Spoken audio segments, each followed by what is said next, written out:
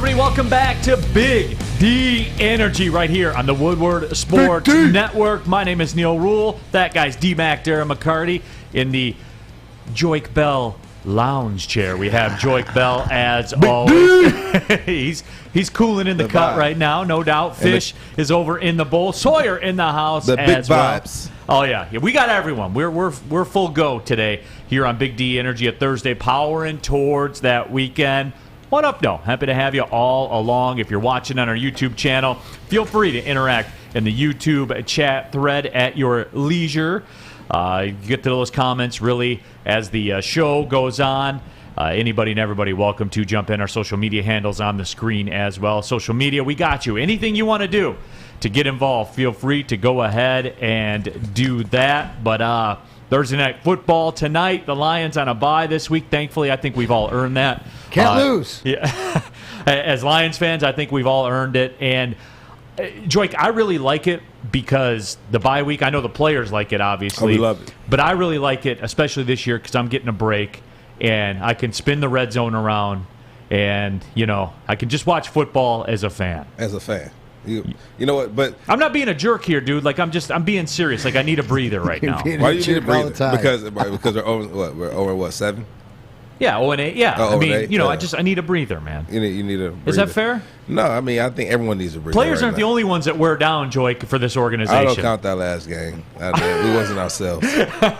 What did you? Hey, my question is in a tough season or whatever like this, how can this rejuvenate, or what would you do? What did you do? Did you go away? Did you go I left. Vegas or something? Or I left. You what? I left. Did you just fishtail out of the parking lot? And, as soon as they said break, I got out. I was out of here. I said, we need, I got to go get a breather. Do you just So where do you go? decompress from Do you football? go on vacation? You go on vacation. Okay. You leave. You take a vacation. You get out of here. You clear your mind. You come back ready.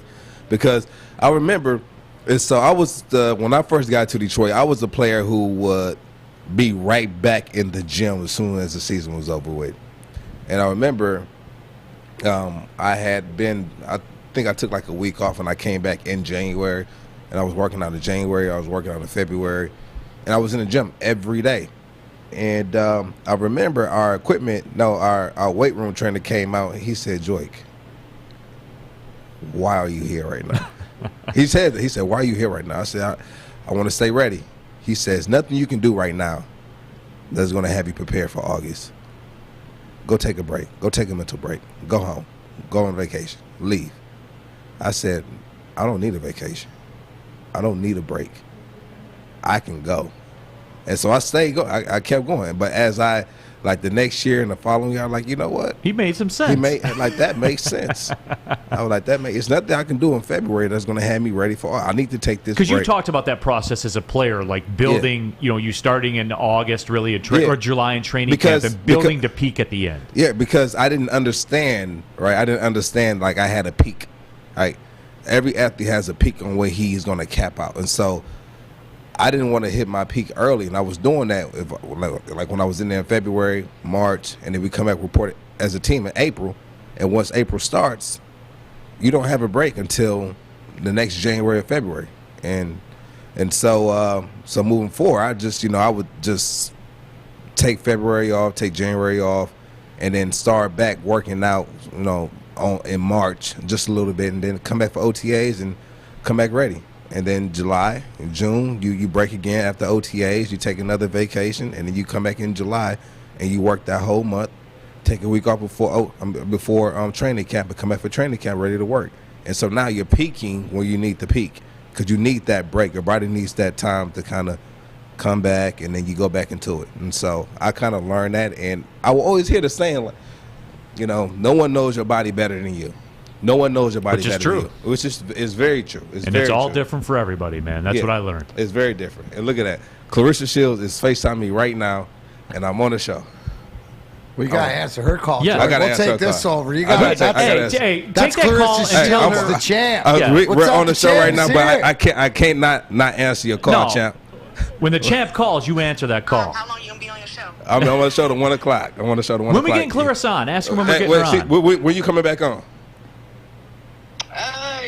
I leave Monday, so. You leave Monday? All right, we got to get you on the show tomorrow. But we can always do a Zoom one. We're going to do a Zoom one. It's going to be a video. It's going to be just like last time, a video call.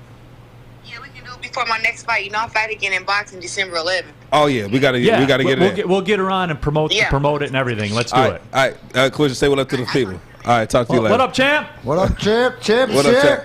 That's what we do, big dude. All right, ladies, sis. That's just to clear us the shields, in case you're wondering. You at home? I'm gonna shout out to the Guo. Yeah. Where is she? She's on there. Is she right there? She's right with there. With all them belts. All them belts. The champ, the Guo. Shout out to the sis, man. She's a true champ, man. Flint Town. Great people, great energy, and just overall just a great human being, man. She's very humble. You would never know she was a boxer or a fighter if you met her. I mean, she's truly a sweetheart. Love her. And got stuff to say too, which is cool. You know, Yeah. like has opinions on stuff, which certainly I respect too. So yeah, we'll get Clarissa Shields on there. We'll get her on and we'll get her thoughts on Jack Paul. Because she definitely got some words from my man. 100%. Because I am curious about that. Like, how do boxers, people that put it on the line, you know what I'm saying? Like, against real people? Yeah, like, how that's do they disrespectul, feel? man. I'll beat the socks off of Jack Paul, man. If he ever say something about Clarissa, I'll get in the ring. I'm telling you. So Let's go. I feel like we need to do this. Man, I'll beat the brakes off him. You know, funny thing is, his ass as a 50-year-old. And so the funny thing is, I called my dad. So as I told you, my dad was a boxer. I said, yeah, I might get in this celebrity boxing match. I'm like, if he calls me out. He said, well, I better train you. Yeah, nobody can train you but me. I gotta train you. I said, okay, Dad. You take that check too, right, Joique? Real quick. Take that check too, right? Yeah, I take the check, and then we can donate some of it to charity. Yeah. Yeah, and so I'm with it. 100. Well, we got to make that happen, man. Right? Streaming live on Woodward Sports exclusive. Can I be your hype man? Yeah. Hype man, you can walk out with me. Yeah, I will be walking out with you. Walk out with me. The brother Big D Energy. You got the Big D Energy logo on the shorts, man? Yeah. Oh yeah. Big D. You know what I'm saying? Have on the Apollo Creed, American shorts with the bell on the back. Yeah, Oh, I can't wait to see. Everybody on the YouTube chat thread is going to be jumping in on that. We need to make this one happen, folks. We do. Real talk. We'll make it pop. Yeah. No, we will. We got a lot to get to here on the show. Just before we go to it, like, I got to tell you, do you understand? This is the mentality, and this is Big D mentality, but I know this from Joy. The minute that he says, yeah, I just went and trained with the old man, if he puts his mind to it or whatever to do it, like, do not. Dude, look at the cat. Like, he walks around it's the mentality. And when he says that, right, you best believe he means it. And that's the best part of this show is that I feel that. And not that she needs help, but just the fact of putting respect behind the name. I love it. Yeah, I love 100%. It. Ooh. It said Joique versus Jalen Green. I would love to see it. People want to see you pull up on Jake Paul. And it's Jake Paul, not Jack Paul, Joique, but you don't care about that. Jake Paul. No, it's true. It's Jake Paul, and it's like, what's his brother's name? Logan Paul. So you see they have like a fight coming out with Tyson Fury, little brother? Yeah. And so they have Logan Paul. Is that Logan Paul? And what's Tyson Fury little brother name's? I don't remember. It's Tommy Fury. Tommy Fury. Of course, it's Tommy Fury. But Tommy Fury looks like he in shape though. Tommy Fury, he looks nothing like nothing like his brother. I mean, he looks like he's in shape. He's cut up. I mean, I actually might watch that fight just to see him put them hands on it. I want to see it. But you'll take on any Paul that wants some of the smoke, right? Right, Joique? Any Paul. Could you imagine Joique coming out at the Apollo Creed shorts? Mike G said that with the bell ringer on the back. Oh, yeah. Maybe, and here we go. See, since we're spitballing right now, what about a doubleheader where you fight one of the Paul brothers and DMac fights the other Paul brother? Oh. Brought to you by Big D Energy Promotions. Yeah. I could be the Don King. I'm down. I'm down. I need a little bit more. You give me an extra month. What Joique says he needs to get back into it, I'm gonna need a little bit extra. However long Joique needs. What did Mayweather say? Hey, I just need 8 weeks. Just give me 8 weeks. I eat tacos. I hang with girls all the time. All I need is 8 weeks. That's all I need. I might need a little bit longer than 8 weeks. How long do you think it would take? Like if you said, if Jake Paul got on the show right now and said, all right, Joique, you got it. What's the date? My birthday, April 1st. No, I don't need that much. It won't be that much. What would be the biggest thing you'd have to work on? It'll probably just be conditioning, probably. So road work? Yeah. I told my dad, he said, listen, every morning wake up and give me 3 miles. Every morning. Oh, that's Joique. I do that. That's nothing for you, man. Yeah, every morning. I'm like weekends included. That's I do need the weekend. Yeah, I'm an old man. So he told me wake up every morning, give him 3 miles. He said they'll chop off the baby fat, and we'll go from there. I'm like, all right, Dad. If that's what training I have to do, I'll do it. Even in this type of weather, this is actually good weather. That's good weather to run. It's good running weather. This is good running weather right now. But yeah, I'll be with it. Neal, absolutely conditioning. And that's it. And some weight. Yeah, I got to put on about 15 pounds, but I could do. If I put my mind to it, and like I said, I would say if you asked me that question, and we're gonna call him Jack Paul from now on. Sure, I love it. Because Jake Wagner says, please, that's bad for Jake's, and he's a loyal listener, so I don't want to do that today. Jack, whatever. He's gonna get these hands from Big D Energy, man. I mean, I'd rather fight him in a death. Oh, dude, you could fight the one brother. There we go. In a boxing match, and then I'll do a death match with the other brother. That would be way more fun. What do you got, Fish? It is Jake Paul versus Tommy Fury on December 18th. Okay. Tommy Fury. His brother, though, right? Tommy, not Tyson. Tommy. Or, yeah, It's Tommy No, Fury. but I'm It's just Tommy saying, Fury, coming yeah. out of Tommy the Fury Fury. camp or whatever, you don't think those guys aren't trying to make a statement? Somebody's trying to make a statement on these Paul guys, right? And collect the money. So that's why it's going to be, until somebody does, must watch. And so, so it came out, I don't know what happened exactly. I think someone said something about Clarissa Shields fighting on an undercard for, I think, Jake Paul or Jack Paul, whatever his name is, I don't know. And she said, don't you ever disrespect me like that. That's it. Two-time gold medalist. Like, look at my credentials. You know what I'm saying? I'm the champ. She the champ. Like, real talk. Yeah. Undisputed boxing champ. Like, don't disrespect her like that. Don't do that. That's what I'm saying, man. Yeah, but they give me the ring with Jake or Logan. We can throw them hands. I wanted to. Big D Energy Promotions presents. Yeah. I'll moderate the press conference. I'll get it going. Yeah. I don't know. I mean, are they over 200? I don't know, because I think once you get over 200 or 205, what is it, 200 pounds, and you're in heavyweight?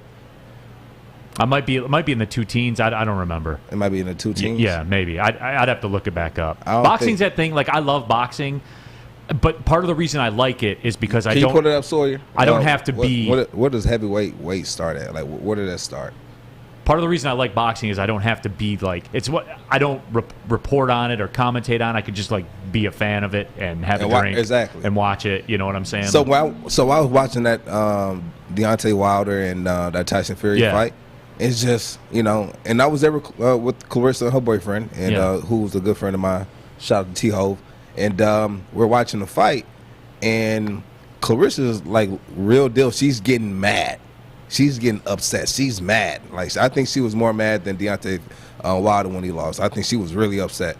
And one thing I was noticing, like, he gave a good 3 rounds, and then it just seemed like he was just tired. He was gassed. Yeah, but that's been the book on him in all his fights. The deeper it goes, the more he would wear down from a conditioning standpoint. Yeah. Which I didn't get it. I didn't get it. So it was just like he stuck around longer than what anyone thought he was going to stick around, but he did. But it ended badly. What do you got? So it starts at 200. Heavyweight starts at 178 and goes to 200, and anything above 201 pounds is super heavyweight. Super heavyweight. So okay, so I would be a super heavyweight fighter. Yeah. So as would I. Cement fist, though. All those heavyweight guys have. Cement fist. Well, hey, guys, speaking of the cement fist, this weekend UFC is back in action on Saturday. UFC 268 in Madison Square Garden. You know you're going to be watching people catch them hands. My guy Usman fighting in there, heavy 335 favorite. But if you want to lay that price, feel free to do it with our people at mybookie.ag. Here's what you can do. You're going to get down on it anyway, so do it with MyBookie. And what they offering for the Woodward Sports fans, they'll match deposits up to 50% with the promo code Woodward. So go to mybookie.ag, dump that deposit in there with the promo code Woodward. They'll match your deposit up to 50%. You can use my Get Right special. We're going back to our roots with the Mountain West. Late night, Saturday night, so you can get your UFC action in. You can ride the Get Right special. You guys know I know what I'm talking about when it comes to Mountain West football. The track record's a track record. I got a good one for you, and we'll go through it. That'll be coming up tomorrow. But in the meantime, get down at mybookie.ag. UFC this weekend. They'll match your deposit up to 50% with the promo code Woodward. You can bet anything, anytime, anywhere with MyBookie. Have a gambling problem, call 1-800-270-7117. Tony is a third-generation logger that has a simple, practical approach to life and work. That's why his Coast DX342 knife is perfect for him. The stainless steel blade is rust-resistant and made for all-weather use. And the double roll-lock safety ensures that it will never inadvertently close when he doesn't want it to. That's why Coast is trusted tough. Make sure you download the Woodward Sports app in the App Store and the Google Play Store today. Take Woodward Sports with you wherever you go and listen live on your phone or mobile device.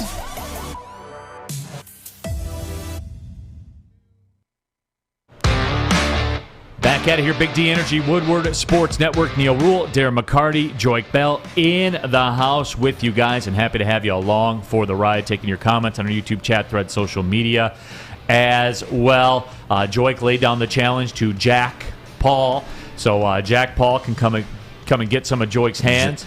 His pops will be training him. You know, somebody going to sleep that night, right, Joique? It'll be a good fight. Joique, we have to work on the promoting end of it, okay? But we'll get to that. We'll get to that. I'll work with you, and we'll get that going. The NFL tonight, Thursday Night Football on Fox, Amazon, NFL Network. It's all the same. The Colts will be hosting the Jets. The Mike White experiment continues, and I'm curious to see. I'll pull up on that game. Normally I wouldn't, DMac. You know I wouldn't go for this, but there's some quarterback drama with this one. So I think I'm going to check it out, and if White's a bust, I'll be stepping up. I actually sort of played that out where I looked at the game and I laughed and I went, oh, well, wait, Mike White's in, so Neal probably will turn this one on. I will. At the beginning. No, I will at the beginning. Speaking of quarterback drama, did you see that someone posted on the second? Right, they posted on the second. No, actually, I think it was before that. They posted it, and they said that Aaron Rodgers is going to have a Halloween party, and he's going to contract COVID after his Halloween party. He won't be able to play on Sunday. He said, "I'm going to put that out into the universe," and then everything he put in that tweet happened. Like, everything he said in that tweet happened. I have to find it. I ran across it yesterday, and I started to screenshot it and bring. I said, and it was time, and it was stamped, everything. And so, yeah, they put it out there to the universe, and everything they said happened. That's crazy. I mean, I've been telling you, sitting here for a year, telling you manifest your reality. Sometimes it works quick, sometimes it doesn't. And so when DMac was like, "Don't even put that out there to the universe," the other day, you're like, you know what? You're absolutely right.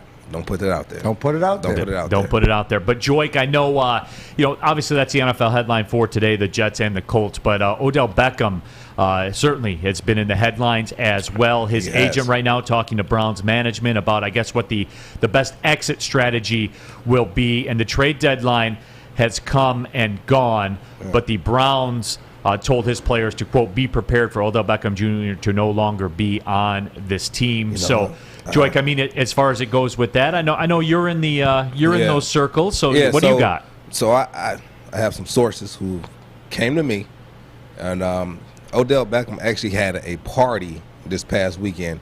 And Friday night is usually the night where you don't have a curfew, you can go out, you can have fun, you can enjoy yourself. and then you back in on Saturday morning for the meetings and the walkthrough. It's not a big day, so people usually go out and have a good time on Friday night. So he had a party at this big venue, and not one of his teammates came out to celebrate with him. Not one. That tells you a lot. Yeah, so I don't know. I tell you this, even during training camp, we had a day off. And they don't tell you when your day is off. They didn't tell us. They just happened to give us a day off. And so happened that day that they gave off was going into my birthday. And so at midnight was going to be my birthday. And my whole, half the team came out to my party. I just made a couple phone calls. We set something up real quick. And my team came out. They supported. We had a great time. Mm-hmm. I don't know how you have an event like that and you OBJ and now one teammate comes out. As DMac said, it tells you a lot. It tells you a lot. So is he a cancer in the locker room? Is he not?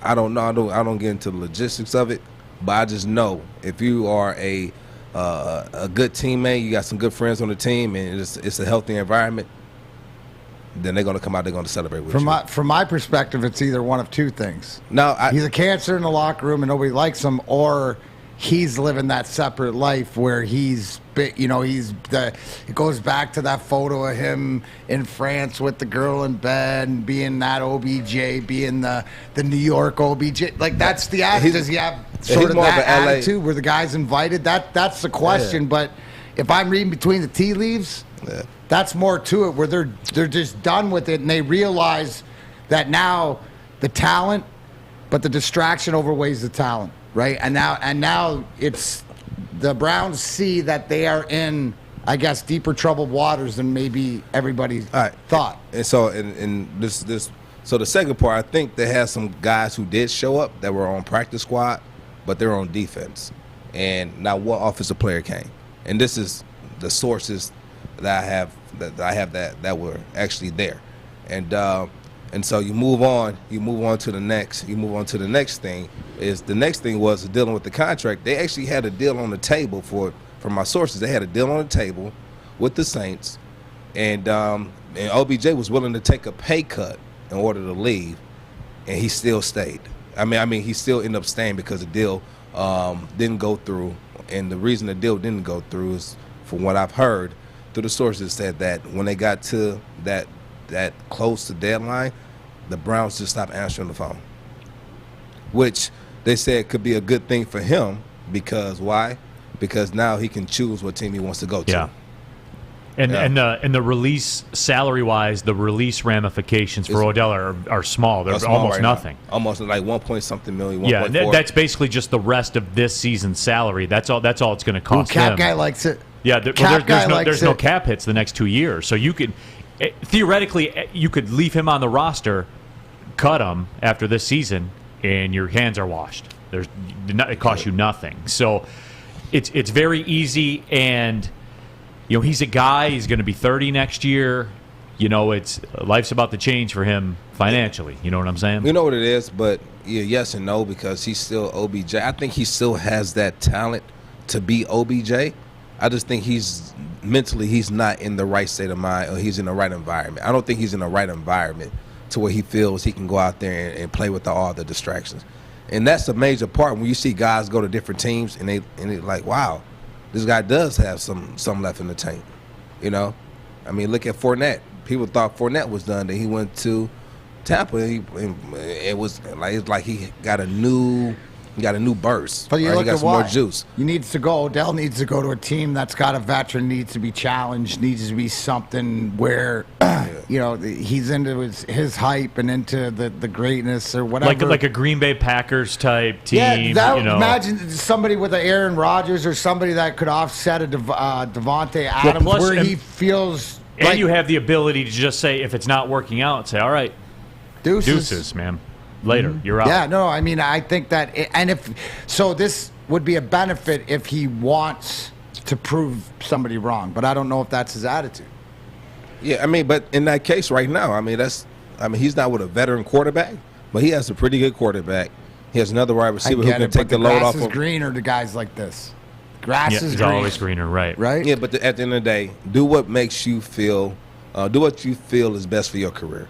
So I'm not going to sit here I'm not passing judgment. This is just information that's been given Sure, to me. no, I so get you that. have a deal on the table to where you could have took the deal, but the Browns stopped answering the phone, and now they're working on an exit strategy.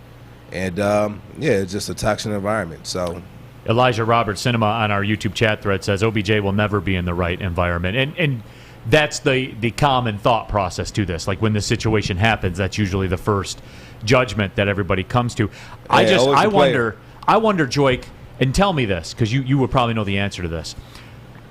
The Browns, for me, if I'm the Browns, I devoid myself of emotional. DMac, you know this. I devoid myself of emotional attachment to it. It's business, and if I can get something for them, anything. 7th round pick, whatever, a new training table, whatever I could get for him, I'm taking it because that's the business play.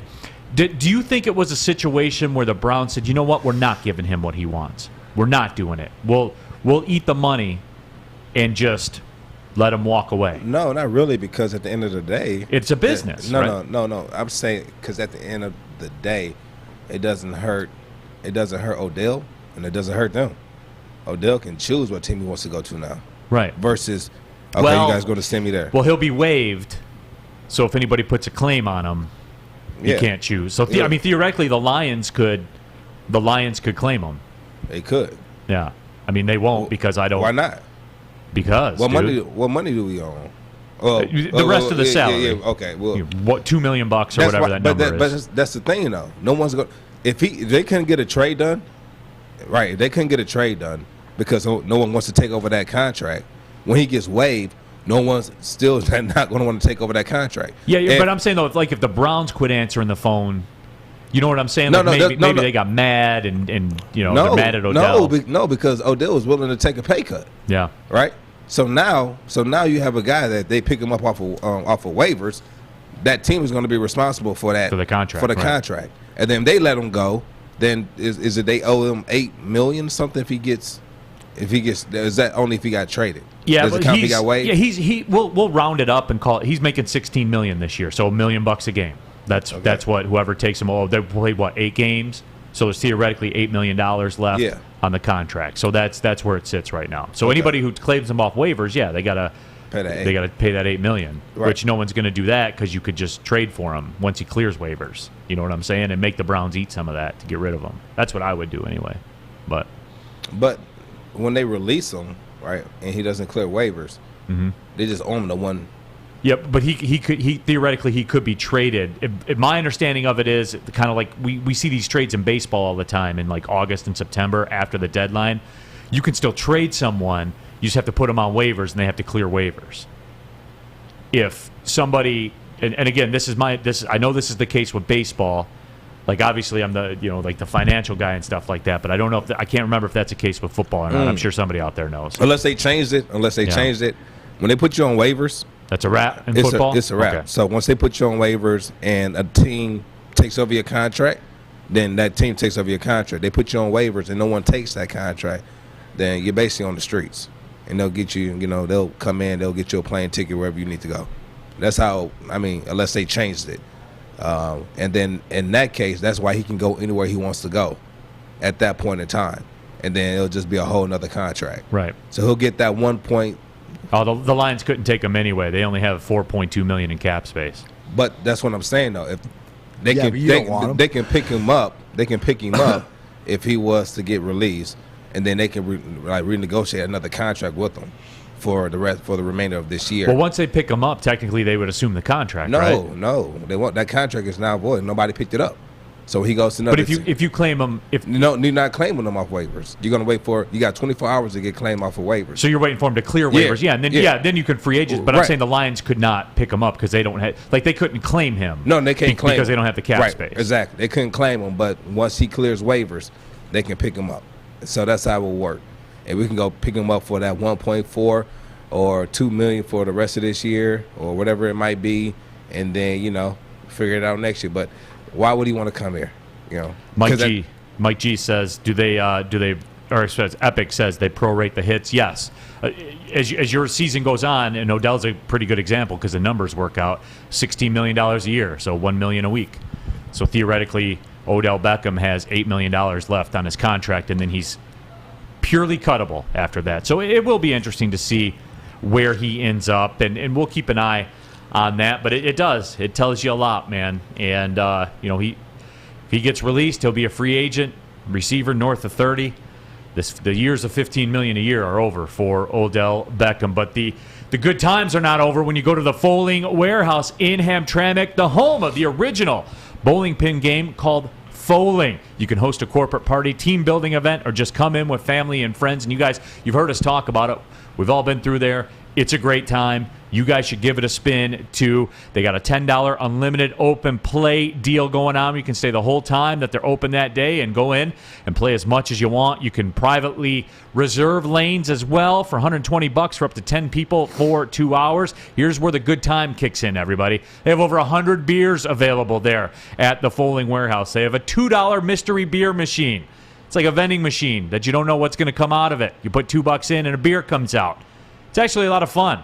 If you go there, give it a spin. I highly recommend it. They have multiple full bars, and here's another great part of it. You bring the food. You can have it delivered. You can bring it in. Whatever you want to do, just hang out at the Fowling Warehouse. Detroit City FC, their final home match of the season coming up on Saturday.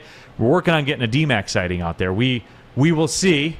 Yeah, we will see. We're working on it. We're working hard on it. Yeah, I know he's got some Red Wing stuff going on, but we're working on it. But anyway, with all that being said, come on out there for the March to the Match. It really is one of the better times in all of Detroit sports. So come on out to the Fowling Warehouse and get your Fowl on. Check it out at fowlingwarehouse.com. You know why realtors love using Hall Financial as a lender? Because of our commitment to speed and service. We have nearly 4,000 five-star reviews already. Call today, 248-308-5000, or go to callhallfirst.com. Fellas, football season is here. It's time to make your grooming experience easy like Sunday morning. Get to Lady Jane's Haircuts for Men. Walk in, relax, watch your favorite team play, and before you know it, your hair will be game ready. Get to Lady Jane's, open 10 to 8, 7 days a week. Walk in anytime. It's wicked awesome. Off and running here, Big D Energy, Woodward Sports Network. Darren McCarty, four-time Stanley Cup champion, former Lions great Joique Bell as well in the house. Happy to have you all along for the ride. Tigers made a trade. We'll talk about that coming up in just a few minutes. Lions on the bye. The Steelers are next. Let's peep out those NFL standings real quick when we get a second to take a look at everything that's going on. You got to go all the way down to the bottom, of course, to see the Lions at 0-8. The Seahawks at 3-5. That's kind of looking weird. But everything else has been pretty much as advertised. Washington football team's been a big disappointment, though. I was expecting more out of them, Joique. But that defense, the Chase Young-led defense, Montez Sweat, all those dudes. I know Sweat's out for about a month. That defense has been disappointing, man, for Washington. They got too much talent for them to be 2-6, I think, anyway. Right. You think so? I think so. Just, the names I listed off there defensively. It's very disappointing. I understand that the Cowboys are back, and Michael Irvin says to get your Super Bowl tickets. I understand all that. But the Lions on a bye, as we said, the Pittsburgh Steelers coming up next. And, Joique, it's going to be bad news for the Lions because the Steelers got to have it sitting at 4-3, trying to keep pace with Baltimore. And do you guys know that the Lions have scored more points this year than the Steelers have? That's really is stunning. Good. No, that's a stat that I heard yesterday. And if it's so, you put up the stats that again. That can't be right, can it? Go look it up. I am. I not because I don't believe you, just because I don't believe it. Now, my biggest surprise or whatever, right, going in, and we know that NFC East, right, the way that last year played out, the way that losing record. It was a lottery. Don't you give Mike McCarthy and the Dallas Cowboys credit to be 6-1 to take control of that division with everything going on, even with everything on them. Sure. So, and the money and everything else. So they're my big one. But how about Vegas? Right. Vegas leading the AFC West. I don't know if that's the one where it's going to stay, but it looks shiny pieces right now. Now they lost Henry Ruggs. They've gone through so much, but with everything that they've gone through with John Gruden, with the Henry Ruggs deal, and then stuff like that.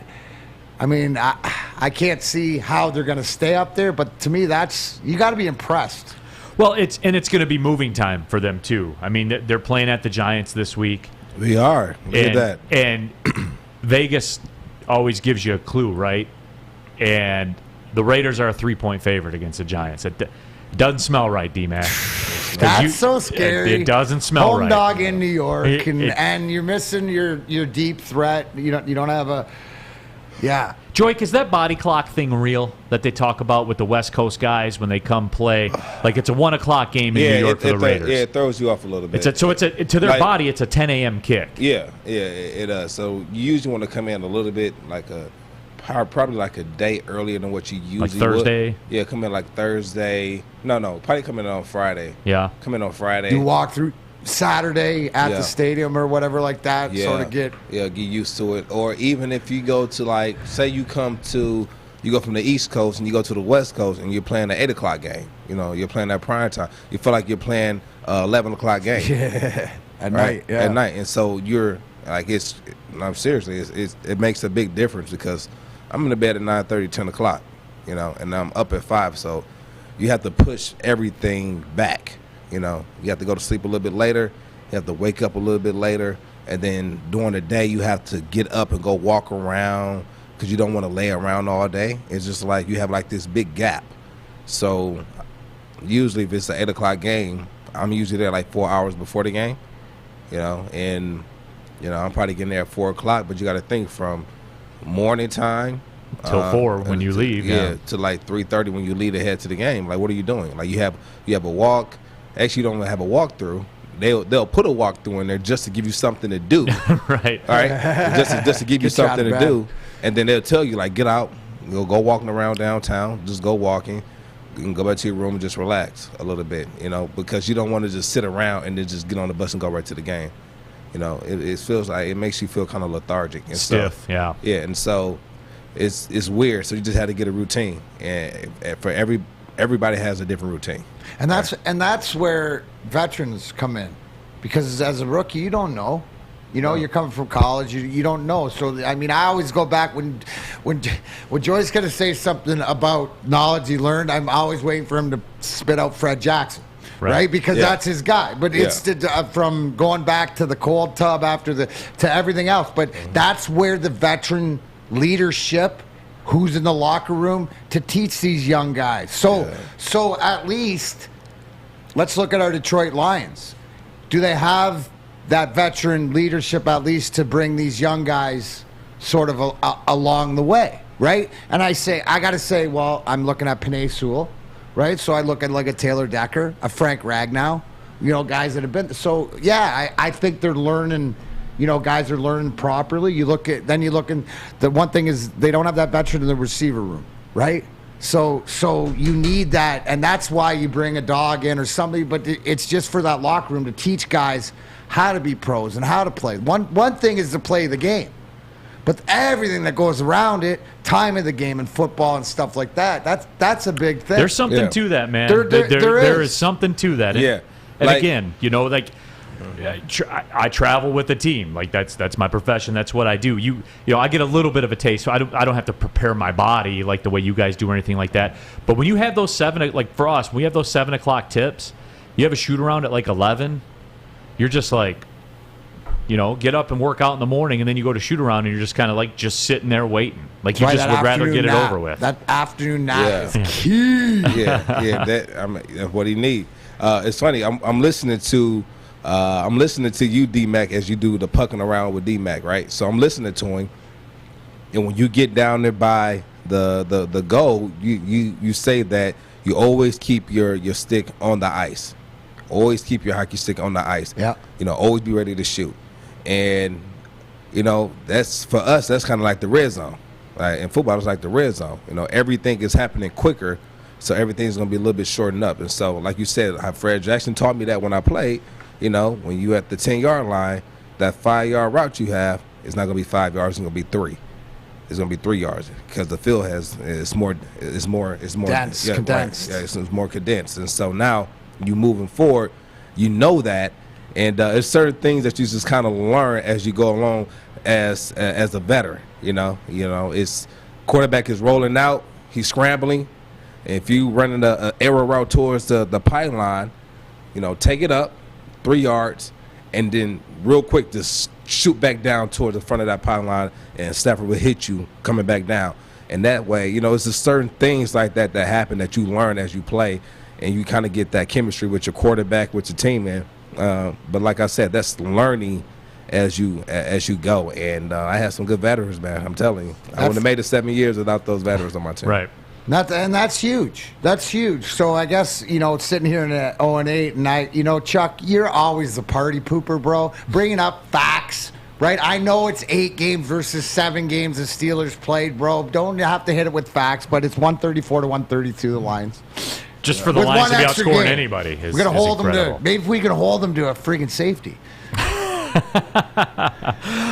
Francis on our YouTube chat thread says Eric Hipple is greater than Jared Goff. Eric Hipple, he had some games on that resume, man. That Monday night game against the Bears and stuff like that. Eric Hipple could sling it a little bit. There's no question about it. Dom Rivera says fire up chips. Hey Dom, I watched that game last night. Central looked like they were dead in the water, down 14-0, and then boom, 2 punt returns in the span of like 4 minutes for a touchdown for Central. Oh, he sliced him with that one, didn't he, DMac? Yeah, he did. Absolutely. That was a layup. It was. He'll be back. It was a layup. Too bad I was responding to the people. I will let you know, Mike, who was my influence as a rookie after I let you know that tonight Mike White and the Jets are going to continue because he called me. He went to CoastPortland.com. I gave him the WSN20 just like I give to you every day. He's going to be ready to take on, who are they playing tonight, Neal? The Indianapolis Colts. That's it. He's going to have his machete, so you might want to take the Jets tonight. You can get some lamps, some lights. Probably going to be a crappy game. You probably just want to turn it on, not watch it, but who knows. Anyways, you go to CoastPortland.com to use WSN20, get 20% off. All the first responders, all the do-it-yourselfers. It's that time of year, folks. We are in Michigan. The seasons could change 4 times in the day. Anyways, you go to CoastPortland.com. You tell them that Big D Energy, Neal Rule, Joique Bell, Darren McCarty sent you, and we will be right back. I'm looking to bring on another HVAC tech right now. We are recruiting 5 to 10 techs a month. We're looking to grow and expand. Every new tech we hire is from Northwestern Tech. The hands-on training is fantastic. They're always my first call. We love hiring Northwestern Tech grads. They come out trained and ready to work. Our program is only 10.5 months, and our next classes are starting soon. So why wait? I'm looking to hire a graduate of Northwestern Tech. Northwestern Tech. Northwestern Tech. Northwestern Tech. Back at it here, Big D Energy, Woodward Sports Network, Neal Rule, DMac, Darren McCarty in the house. We'll talk a little Red Wings later on as well, trying to snap a 3-game losing streak tonight at Boston. But Joique Bell also in the house, as we said, Fish in the bowl, and our guy Sawyer on the 1s and 2s, still in that training mode over there. I like it. I like what's going on. I like the vibe. I like the energy that's going on there. I like the strength coming from that room. I like the beards in that Towers room. of power right look there. Look at that right there. Listen, look, show that right there. This is the Michigan. We got the fishbowl here. Yeah. We got the... look at the Bash Brothers in there. I mean, look at that. I mean, I don't know. They're ready if they just came. Were you guys hunting before you came here? Are you ready? They're permanently hunting. I mean, they're permanently hunting. Don't mess with the 1s and 2s booth. Hey, listen, there's no shave November. Yeah, no shave November. You got that, Fish? Fish, no shave November. I mean, that's fine. So it's funny. So we used to do this thing, right? So when I played. When November came around, we'll do no shave November, and then we had this thing where we wouldn't shave our face until we made the playoffs. We're not shaving our beards until we make the playoffs. So in hockey, playoffs start, that beard goes, and you don't. And it's funny because I always grow right here, right? I can't grow over here, but I can grow the chin. But Drapes grows this Chuck Norris big red beard, and oh man, the best part is when you get to the finals is he complains the whole time because it's so itchy and scratchy, but he's got to wear it, and he wears it big, and the older he gets, the bigger it comes in. So that's always a fun part. Tammy Chin says, "I'm glad the Lions are on a bye. I also need a break." So Joique, it's been a tough go for the fans. It has been a tough go, man. It's tough when you have a team that hasn't won you one game the entire year. But the thing is, to go out in that type of fashion on a bye week. It's like they played this last game as if it was like the last day of school, and they were just there. Remember that last day of school, last day of school. Just listen. Is it 3 o'clock yet? No more teachers. Is it 3 yet? More books. You know, is it 3? And that's the, you know, they play flat. Even the coach came out and said they played flat. They didn't play with the same intensity they had the other part of the year. And yeah, way to just sneak in here and just put that right there. Appreciate it. Way to just, you know. When you sit in the captain's chair, Joique, you got to deal with distractions, man. You got to be a pro. That's Buckles Bay off right there. It was dude. funny That just is how they one just of the slide Detroit the door Red like Wings you can't hear the door sliding open, and then you in the background just put it right there. Just put it right there. It's good, but no, like I mean, just playing flat, and I think they need this break. They need this mental break. They need to get away for a while. The coaches need to let them go for about 4 or 5 days, and bring it back in, and then you know start fresh. Like start fresh. They need this break. You know, they honestly, because you get to a point to where, you know, you have your head down, you're plugging away, and you look up, and you 0-8, like, dang. This can be depressing. It can get depressing. Yeah. Right? It can get depressing. And usually around this time, it's a lot of furniture moving. But luckily for the team and for the coaches and the front office, we understand where we were when they got here. And so that's why they have leeway. And even though we're hard on them right now, we say what we have to say. We all know from the beginning of the season, we knew what type of season this was going to be. We didn't know. We knew we were going to be on the losing end. We just didn't know to what capacity. And so, like the ultimate capacity.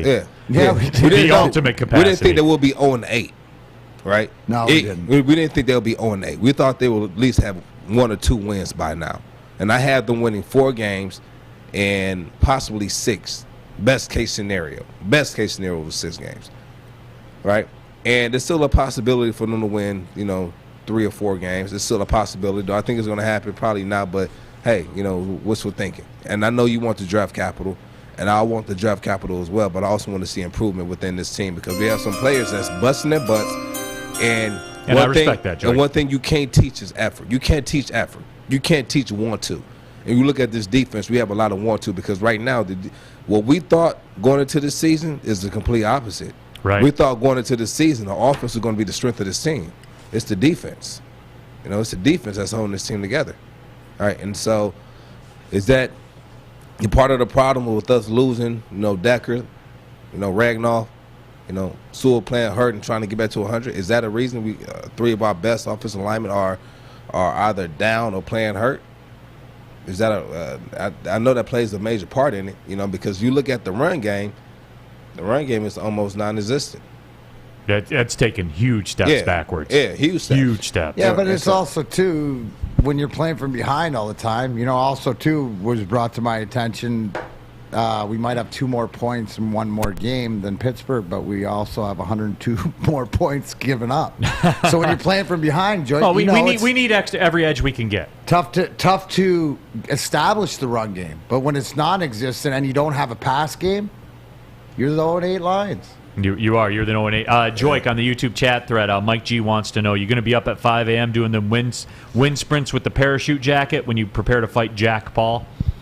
You use a parachute at all? My guy will do whatever it takes. If that's what needs to be done, that's what needs to be done. When I played, I did, but when you get ready to fight Jack Paul, are you going to use a parachute again? No, it was the parachute is cool. I was more so of pulling the sled or pushing the sled. That hurt me more than a parachute, so I'll probably do that. I mean that sled push is it'll get you. It gets you. It gets you. It always does, man. That sled push gets you. And so that's one thing that I always hated, but it was very beneficial. That, the stairs, things like that. Like, you want to build up your legs. You want to build up your quads. Because, like, in a fight, when your legs go, that's a wrap. It's a wrap. 100%. So you have to build those legs up. No, but as we know, the Lions are on a bye, and a lot of us are thankful for that. I mentioned the fact I'll be able to watch football with my kids. I can do it the way that they like to consume it with the NFL Red Zone, but viewership is booming for NFL football, and the numbers are pretty crazy. A 9% increase versus last year. 45 of the top 50 shows on television since the start of the football season have been football games. That's all. And I don't even know what shows are on anymore, but whatever shows are on, football's kicking their ass. Like that's just the way that it goes. And man, But- if I could only put my finger, DMac, on what's different now all across America with football than has been in the past. Man, what is it? As we're live at the MyBookie studio. Let me look it up. Which site you want me to go? Oh, MyBookie? MyBookie.com? You know, there's one of them that you can bet with. And, you know, it goes down to what you're saying. Viewing your whatever programs, whether it's a TV show, whatever like this, sports is the only live thing that is must-watch TV at the time.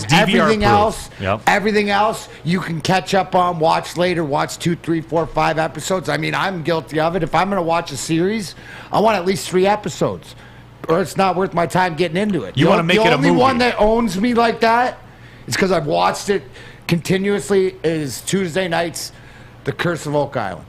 Right? That's the only one that I'll watch. As it happens. Right? But I might tape it, but I'll watch it that night or whatever like this, but I try to watch that one live. That's the only television show other than the live programming, which is sports.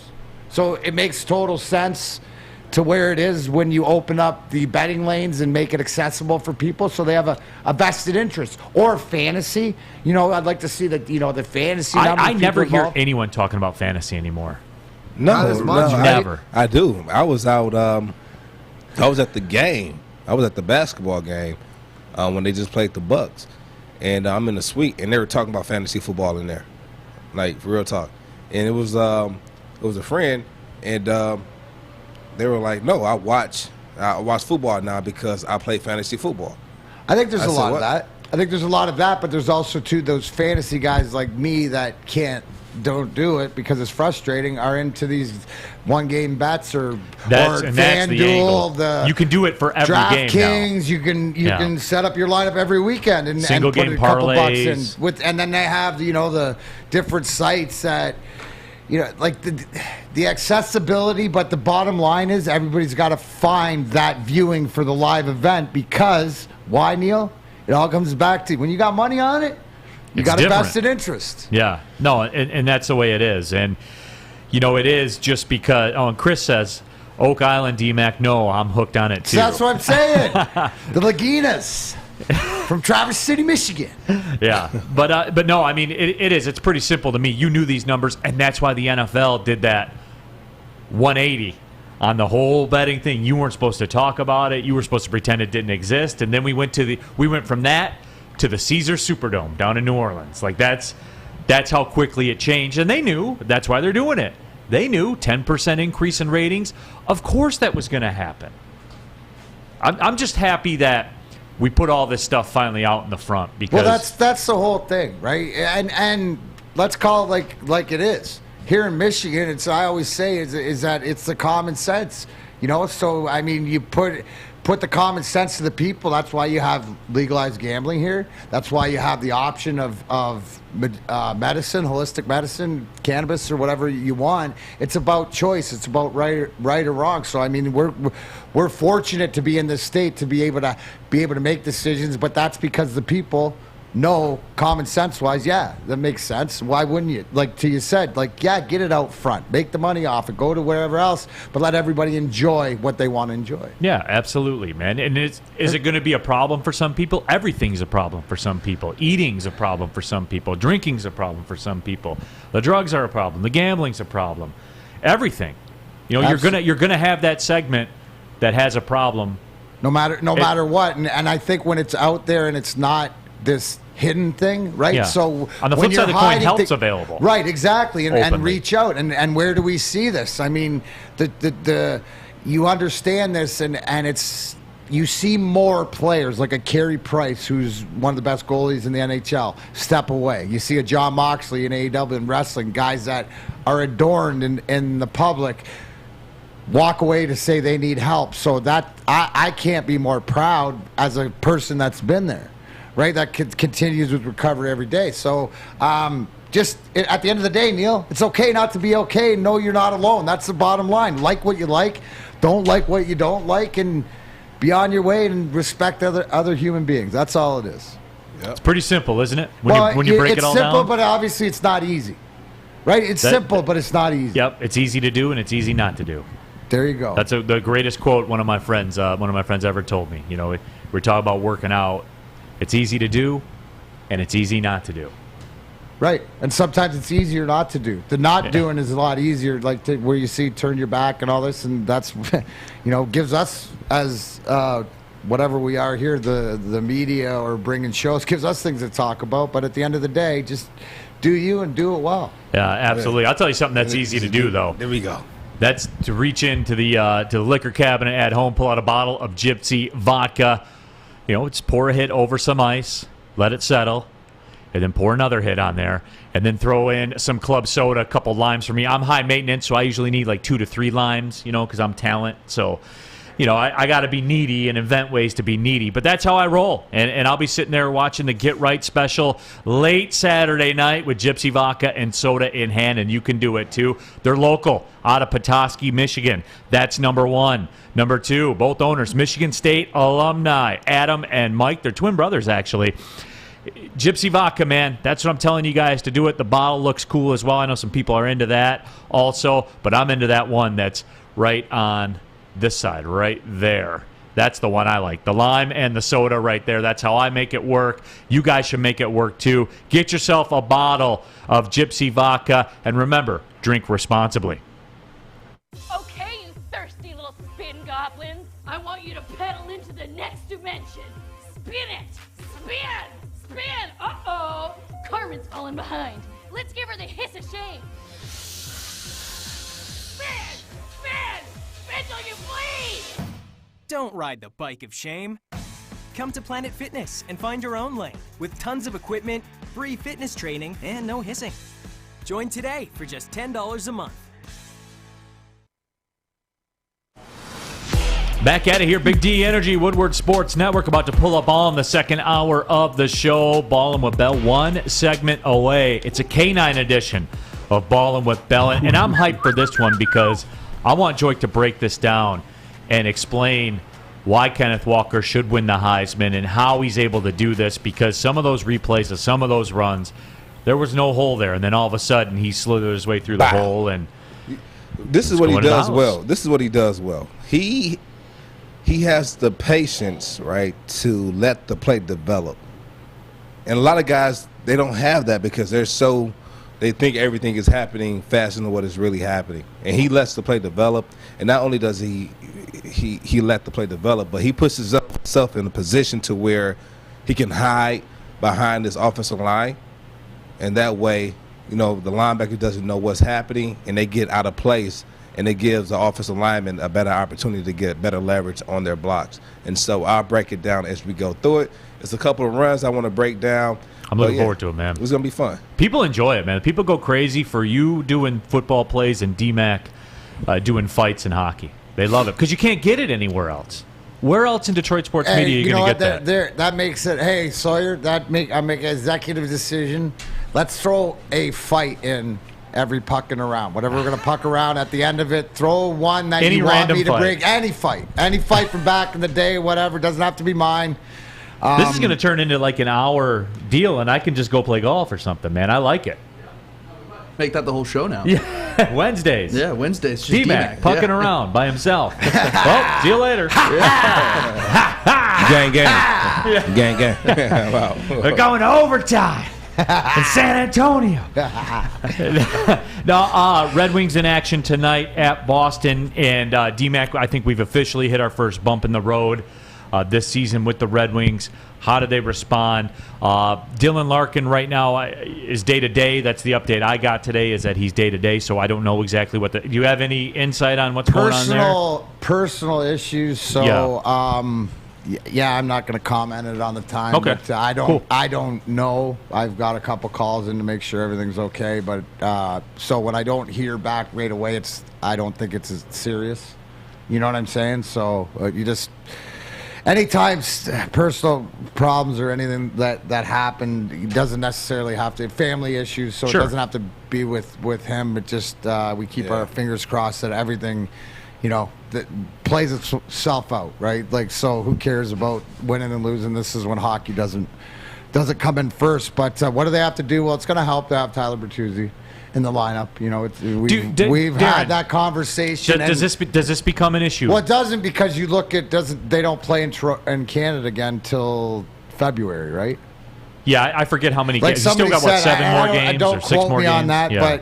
but the fact is, what it messes with is game in, game out, continuity, you know, and they're young, but this is what is going to happen, right? Whether you call it a bump in the road or whatever, what I'm looking for is how do they even it out? Now, the inconsistency that I've been talking about that you're going to see all year is the fact is how they can go out and lose like they did the other night, right? And then come out and have a great game and play well, right? They have a short memory. That's their youth. But, yeah, I mean, they're right where I thought they would be, and actually they're ahead of where I thought they're a little better than I thought they would be. You know what? So they're going to compete, and they're going to be fun to watch, but they're going to make mistakes. And right now what they're finding is they got to stay out of the box. They got to start better. So if I'm looking for one thing tonight, it's that first period, especially that first 10 minutes. You know, Boston at home is going to come out hard, and we were flat as heck the last couple games.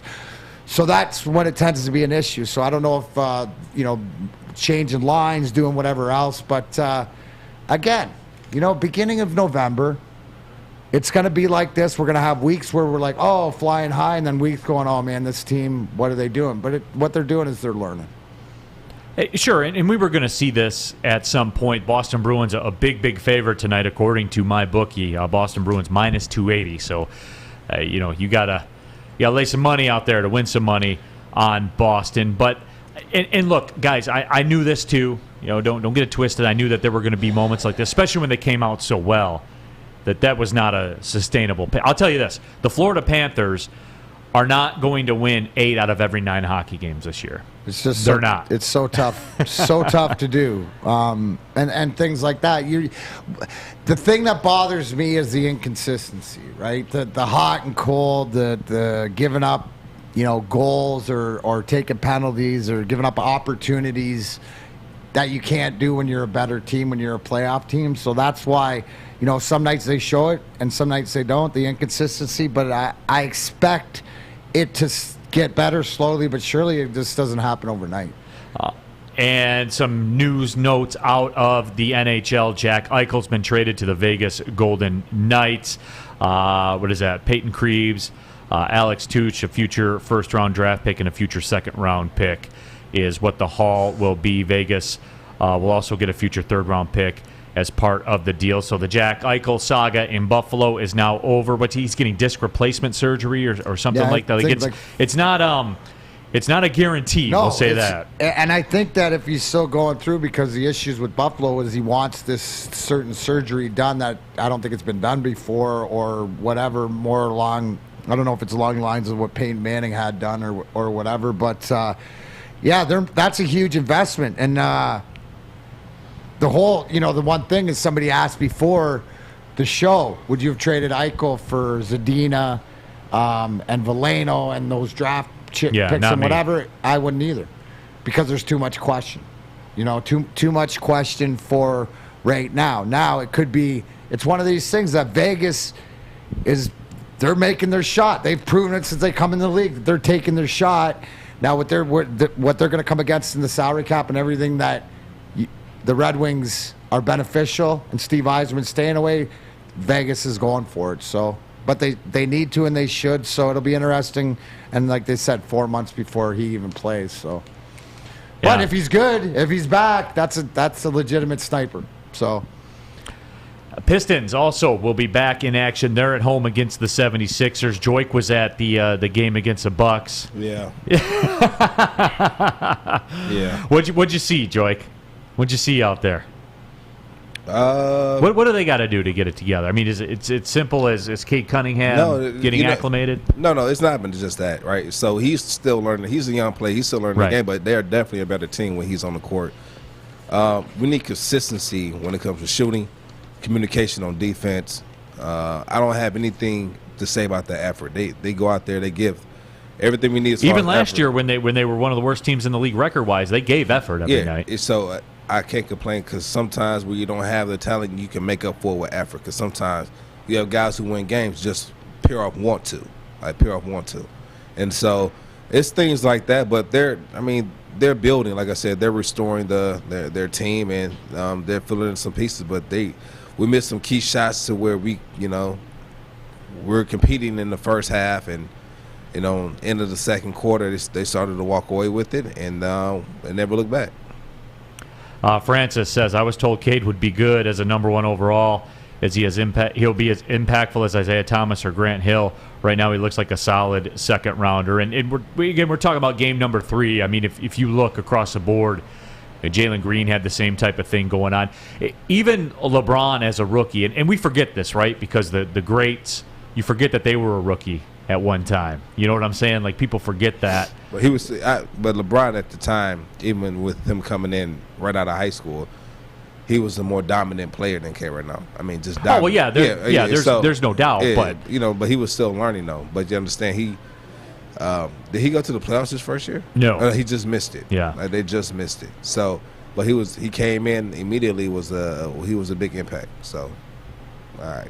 I'll never forget that regular season game where they played against Denver, Carmelo and Denver and LeBron versus Cleveland, the national TV game, and you had these two teams that won like 18 games apiece the year before, and it was like the national, the national spotlight. But Cade will be fine. Cade Cunningham will be fine. I'm not worried about Cade Cunningham. If you want to debate, and people will say, that Cade Jalen Green debate.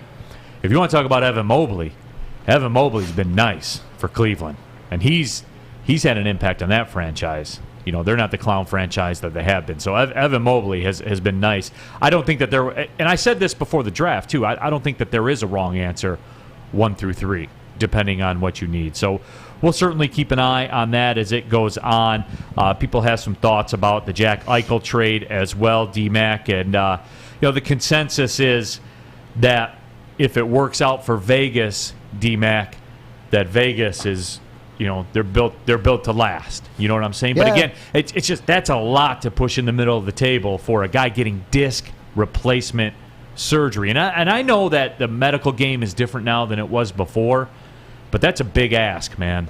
No, it's a huge ask, and obviously the health is a big thing. So them getting to the point, and obviously Vegas has a team that has the ability to win. They have the experience. They've been there, but we'll wait and see what position. This league goes, like you said, you look at the Florida starts. You look at, the different team starts. It's tough to win games and get points. What you want to do is just make sure you've banked enough and you've got that, so when he does come back, he can be an asset. So he gives them that extra caveat that they need a goal scorer guy, because what they've run into in the playoffs is they've gotten cold and couldn't score goals. Well, he's a natural goal scorer, so you can never. To me, he's like a Stamkos.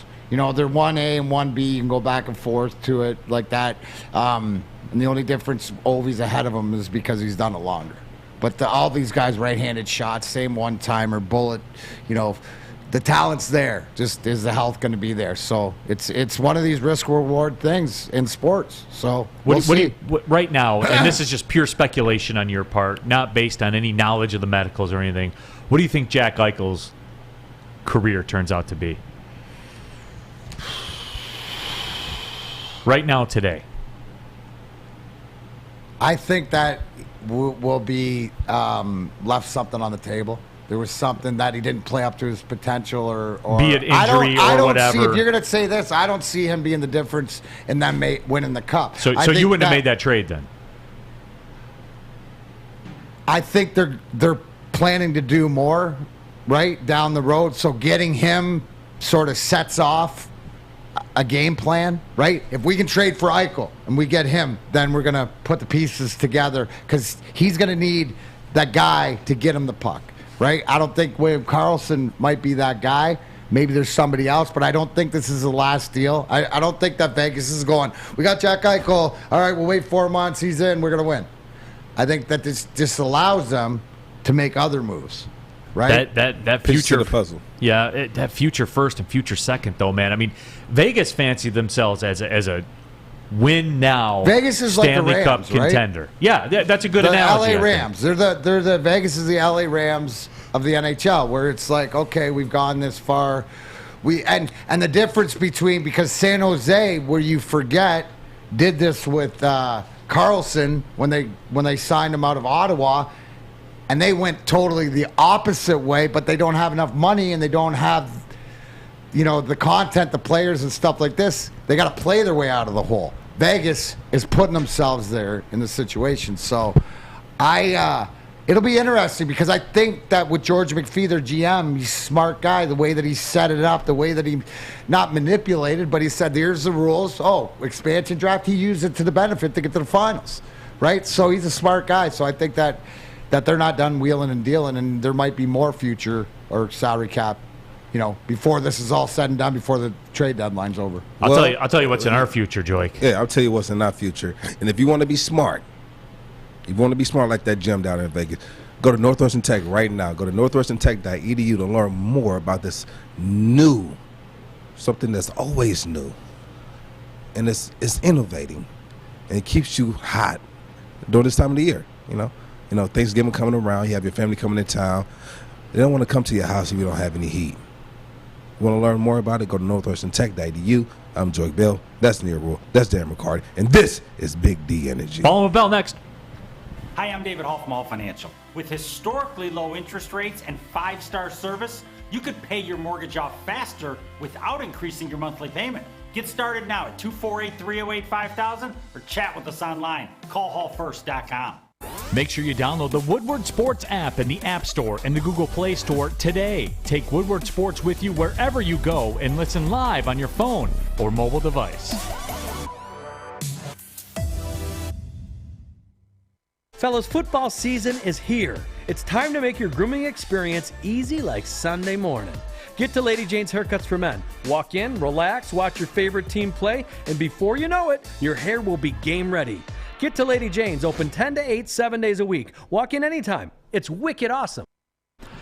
Back at it here, Big D Energy, getting ready for Balling with Bell in just a couple of seconds. Real quick, got to send a shout out. You guys know I work for Oakland University. Their men's soccer team last night won the Horizon League championship. They did it. That's all you do, Neal. That's all you do. As a matter of fact, the number 4 play on ESPN SportsCenter last night.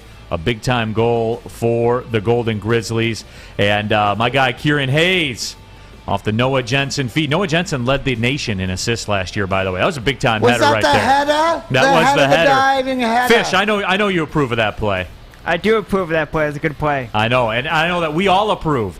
So congratulations again to Eric Pogue, men's soccer coach, and the Golden Grizzlies. They won the Horizon League regular season championship. They'll host the Horizon League tournament with a chance to go to the NCAA tournament. And another thing that I know everybody approves of, it's time for Ballin' with Bell here on Big D Energy K9 edition, Joique.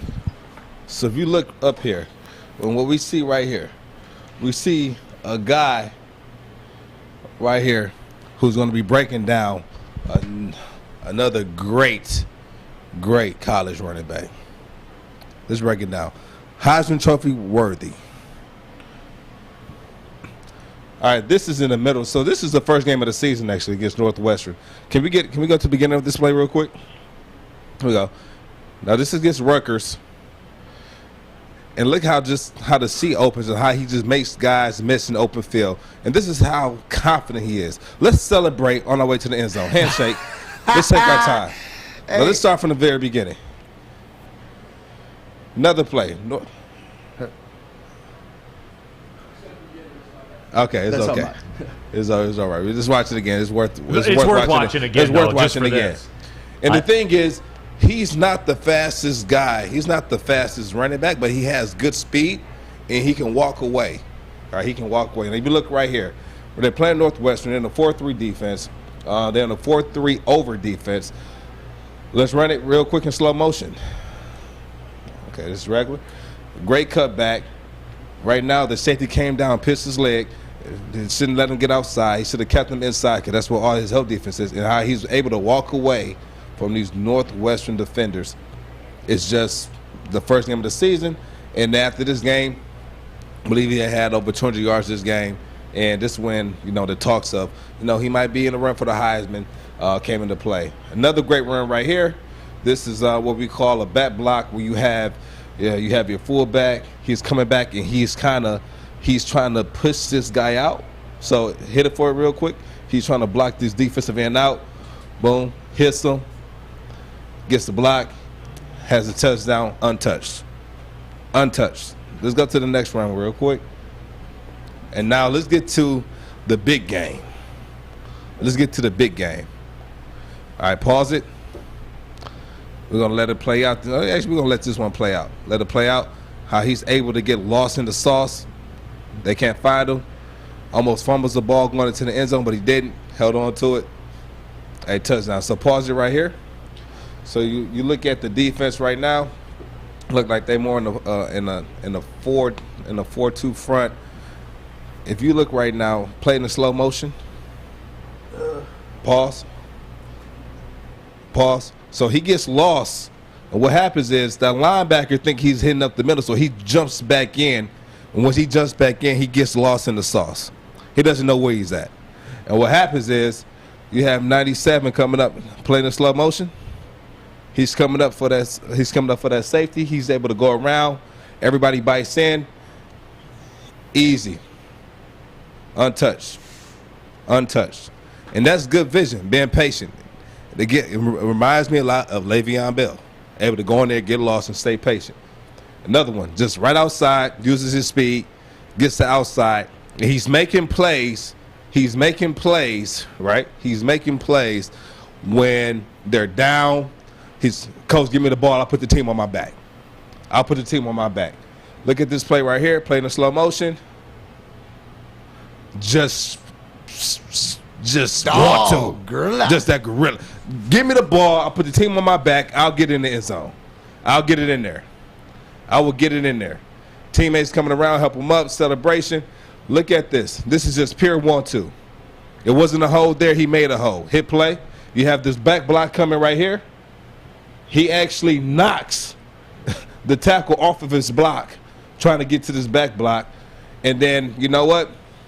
Kenneth Walker said it doesn't matter. That's leg press right there, isn't it, Joique? That's just in the leg press. That's pushing. That's weight room. How much does it help when the linemen get behind you and push the pile or it helps out a lot. It helps out a lot. But on that particular play, one thing you never want to do as a running back in the pass protection or even in the run game as a fullback, if you're playing the F position, you never want to touch your offensive line, because what that does is it can throw them off of their block.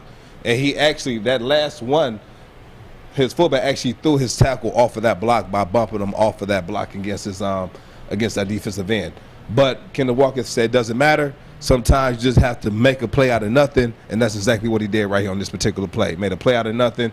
You have Levin on his face, not doing anything. But anyway, the very next play, very next touchdown run, just found a hole, found a crease, turned on the Jets, and it's just, too big of a moment for Michigan right here. Too big of a moment. The opportunity to make a play, they didn't make a play. That's 3rd and 3 too, Joique. They're going all in with Kenneth Walker. All in. He had a play before this. I think it was and hold up, pause. So, and this is a testament to MSU taking advantage of a team's weakness. Now I think the play right before this, you had an opportunity with Six had a chance for an interception. Didn't get the interception. Went off his hands. And the very next play, this was the play, and they ran this touchdown. But so I don't blame it on. We had an opportunity to make a play right here. We make a business decision. We dive at feet. Go ahead, play in slow motion. We dive at feet. Instead of taking the angle going down. We'll run it back for me real quick. Right now, just played in slow motion. 32 sees this block coming. Instead of going in and tackling him, he plays catch and gets pushed 3 yards back. He's getting bullied right here. He's getting bullied. Give me your lunch money. 41 right here is just chasing. Let me just chase him because it's going to look good in the film room. I didn't give up. All right, next play. Now, this is a dagger in the heart. This is a dagger in the heart. Just let the play out. Pause it right here. Pause it. Go back. Go back real quick. I want you to pause it as he gets it up. Stop it right here. Stop. If everyone can see, this is a line of scrimmage. This is the line of scrimmage. MSU has the University of Michigan defensive backfield in the defensive backfield. I'm sorry, has the defensive line in the defensive backfield.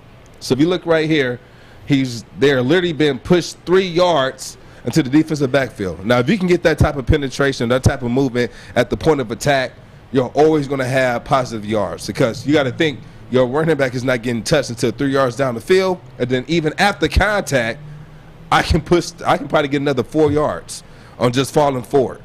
So play this play out. Parts like the Red Sea. Safety comes down, pissed his leg.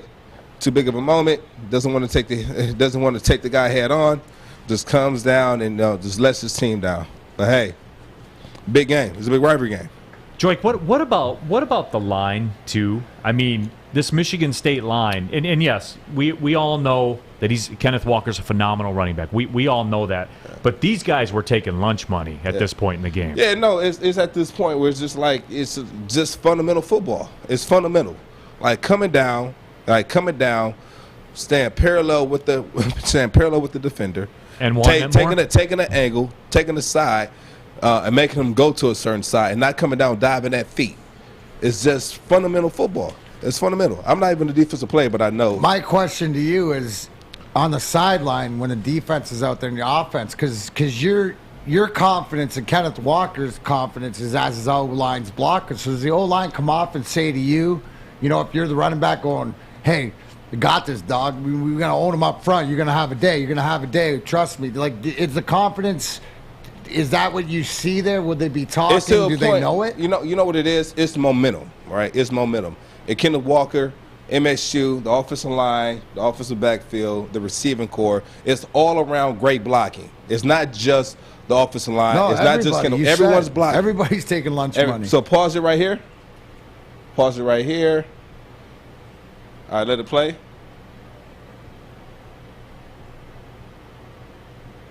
If you look right there, it looks like a trap play. Comes and pushes them out. A great scheme. And rewind it back for me real quick, because I want to talk about how the safety comes down. The safety needs to come down with a shoulder pass down low in a good football position, taking away the cutback, but staying level with the sideline. You don't want to turn your shoulders either way. You want to have your shoulders facing the sideline. The defender is coming inside of me. I want to stay inside and stay on that shoulder and then attack and shoot last minute. He comes down. What he does, he doesn't shoot parallel. He shoots down and just dives at his feet. He made a business decision here. Go ahead, play it in slow motion. He comes down. Bad angle. He just runs and jump. It's just a bad angle. And I don't know what 2 was. I don't know where he was. Well, it shouldn't have been on there because 2 should be retired at Michigan, and nobody should be wearing it. Yeah, there you go. It should be. Yeah, you're right. Another great run by Kenneth Walker. Another great run. And just a guy right here. This is the first run. This is his first one of the day. And was able to go in there, get lost, take it out for the outside. Almost fumbles the ball. Hey, sorry, can we rewind that one back? Was that your boy Hutchinson on the Yeah, side? I just want to take a look real quick point? and just check in with Aiden Hutchinson. Top of the screen. Yeah. No. One-on-one. Oh. Does well. You know what? But he does what he's supposed to. I'm not mad at that, because his job is to make sure he keeps that defender, he keeps that runner inside. If he dips his head inside and he gets around him, then that's his fault. That's his fault. But he's doing what he's supposed to do. Yeah, and just couldn't shed the block. He couldn't to make shed the play. block. But his job is to turn the runner back inside to his help. And that's what he's done. That's what he's doing. Now, if he wants to, I would try to push 8 back into the hole a little bit more, right? Because say he goes outside and he tries to shed him. If he goes outside, that's going to be a holding call. And that's going to be called back. So he's doing what he's supposed to do. I'm not upset at that at all. And then, but I don't know why 2 is dipping his head all the way inside. I don't know why he's dipping all the way inside. 2 looks like he had a rough game, man. I don't know why he's coming all the way down. Just from the running film? Yeah. I haven't played seems to be a constant in yet, this, but now he comes all the way in and he's out of position. Now he can't make that play. He's if this Kenneth Walker, he's still running. He's still running off this play right now. But anyway, another segment of not Answer the Bell, but Ballin with Bell. This is another segment of Ballin with Bell. Make sure you guys tap in next week. And you guys have any plays, any runs that you want me to break down, just put it in our YouTube thread. Hit us up on our Big D Energy Instagram. Just hit us up. I'll break it down for you. That's Joique Ballin. Bell. Yeah, Ballin with Bell. Hey, guys, you know what? He makes it look pretty simple. He makes it look simple. And this guy right here, right now, is not even a question. He's a Heisman Trophy winner. We had to pick a winner today. No one is playing. Yeah. No one's playing at this level right now. This kid is really going out here to go in the game of this magnitude, in this atmosphere, right? And knowing the history of this game, being called the little brother, saying that I'm gonna put coach, give me the ball. I'll put the team on my back. That's what you want. This guy is special. This guy is special. Make sure you guys tap in with Kenneth Walker. He's going to be special this year, and right now, he's front runner for the Heisman Trophy. Well, Kenneth Walker's a special one, and us, Neal, we're simple. Yeah. Right? We're a simple bunch. We like Sunday football in the feel of a remote control in the palm of our hand so we can watch things like this or not. We like things uncomplicated, like Lady Jane's haircuts for men. You walk in, you sit down, and before you know it, your hair is game ready. Lady Jane's open 10 to 8, 7 days a week. Walk in anytime. It's wicked awesome. We're Big D Energy. We'll be right back. Woodward Sports Network. Tony is a third-generation logger that has a simple, practical approach to life and work. That's why his Coast DX342 knife is perfect for him. The stainless steel blade is rust-resistant and made for all-weather use. And the double roll-lock safety ensures that it will never inadvertently close when he doesn't want it to. That's why Coast is trusted tough.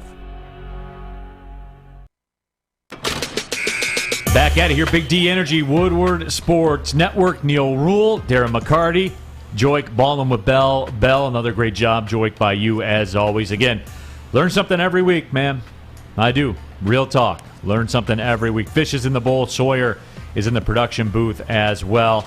Mike G says, Ballin with Bell, can you break down Cade's banner day against the Spartans? 383 passing yards. Well, Joique was a running back, Mike. Quarterback thing. And I was told that Blake Corum was a Heisman contender too, but I didn't see it. You know, Blake Corum had every chance to be broke down on Ballin with Bell, but you know, when you gain 40 yards or whatever it was, you know, you don't. That's not going to cut it for Ballin with Bell. Can't cut it. No, that's just the way it is. So, again, to the victor go the spoils, man. That's the way that it shakes out. And in the end, Michigan State gets a win, number 3 in the country. They'll go on the road to West Lafayette against Purdue. Purdue getting 3 points in Vegas, coming off the that big emotional. No worries. No worries at all. I think that what Joique said, and here's the thing, right? Learning that Mel Tucker, coach of the Spartans, taught all the transfers what it meant for the rivalry. Well, they put themselves in this position. He's not going to allow, right? I'd be more worried about Michigan coming off a win like this than I am about Michigan State, because they're really hopefully business as usual. Well, this is where we're going to find out, I think. Yeah, is a game like this. And look, you know, the effort and coming back from down 16, and Michigan State proved it. They proved they are a good team. Hard stop. They're a good team. And barring a collapse, they'll be in at least the Rose Bowl. At a minimum, they'll be in at least the Rose Bowl. Now, certainly they have their fate in their hands to climb higher than that. But even at the very least, you know, say it comes down to where if they take care of their business and it comes down to the Ohio State game, say they don't come out on top in that, they're still going to go to the Rose Bowl, depending on how things shake out for Michigan. But you got to take care. You got to take care of what's in front of you, what's in hand, and Purdue's the most important game on the schedule right now. Yeah. So, Dave Schultz said, you know what? MSU has moved on to November 6th. Michigan still stuck on October 30th. And the words are going to continue. You know, that's the nature of this beast. That's the nature of the rivalry. But, you know, it's as far as it goes, we know where Michigan State is. But I'm really, really intrigued, Joique, to see this game this weekend against Purdue. And it's not a prove it to me to say prove, that you're good. But if you're going to prove that you're elite, you got to handle this game. You know what I'm saying, Joique? I mean, there's a lot. There's a big come down coming at Purdue and everything like that. I understand that. But you need to assert your will because now Joique, you're playing for style points. If you have to come from behind in the fourth quarter, you're going to pay the price for that, even if you win. That's the pool that Michigan State's in right now. Those are the waters they're swimming in, and they need to win with some style too. You think they're? I don't know, man. I don't know. I think they're in a good position right now. MSU's in a good position. No doubt. They're in a great position. But you gotta. Now you have to win. Now you're talking about playing for style because the committee has shown everything that. Margin matter, style points matter, the feel. Because if the field didn't matter, Oklahoma would be up there. All right, so this year is it based off strength of schedule? Is it eyeball? Like what is it this year? Head to head seems to be a big thing, but that's their trump card though, Joique. Yeah. They can always maneuver that and it can change. But my point is, Oklahoma is if you're Michigan State and you're a Michigan State fan right now, Oklahoma is proof positive that you can't just win. It's not enough to win. You have to win convincingly. You have to leave no doubt. You can't go in there and be losing to Purdue in the fourth quarter. Double digits. Say they're losing to Purdue in the fourth quarter by 3, and they come back and beat them by 18. Well, then I mean, the margin matters. But they were losing going in the fourth quarter. Well, that'd be pretty tough to do, though, Joique. You know what I'm saying? Let's keep it in the realm of reality. It could be round, and that's realistic. You know, you got to think. But even then, though, Joique, they're still going to say they were losing to Purdue in the fourth quarter. They're still going to say that. Yeah, but they're going to say they also won by 18. No, but they are going to say. You know what I'm saying? Yeah, though, you can't leave that question out there. You know what I'm saying? Like you're in these waters now, guys. Like it's Alabama, it's Georgia, it's Michigan State. You see where I'm going with this? I hear you. Oregon, like this is for real. This is for keeps now. This is for trying to play for a shot at a national title. What you're saying right now, you got to go to another level. This is a good thing though for MSU. Their fate is in their hands, right? And so whether if they win by 10, they win by 7, they win by 18, they won the game. They won the game. You know, sometimes say they go into the the fourth quarter and they're up by say 10. It's 5 minutes left, or whatever it might be, and he said, "You know what? Let's pull some of the guys out. Let's keep them healthy. Let's pull a couple of guys out. Let's pull a few of them out. Let the young guys play, and then say they come back and they kick a field goal or something. They win by 7. Is that going to be held against them too? Yes, it will be. Joique, I'm telling you, it will be, man. Ask Oklahoma. All they've done is win every game. They got no shot, and why is that? Strength of schedule. I don't know. Yeah. I don't know. It's because they're losing to Kansas in the fourth quarter of the game, man, and it's Kansas. All right, what about Cincinnati? We can have this debate. There's other factors that play with Cincinnati. Yeah, I know. All right, it's going to be strength of schedule. Well, there's the fact that you have, three people on the committee with Big Ten ties that directly financially benefit from the Big Ten. That's what I'm saying. I'm not saying that Michigan State's not valid. I'm saying those are the factors that work against Cincinnati. That's a whole nother discussion. I'm wondering, do Michigan State fans realize the waters they're in right now? That's my question. Where you can't have this stuff. You can't go on the road to Purdue and not be convincing. It'll be convincing. It will be. See, because Vegas got him as a three-point favorite, man. Like, they're not usually wrong, Joique.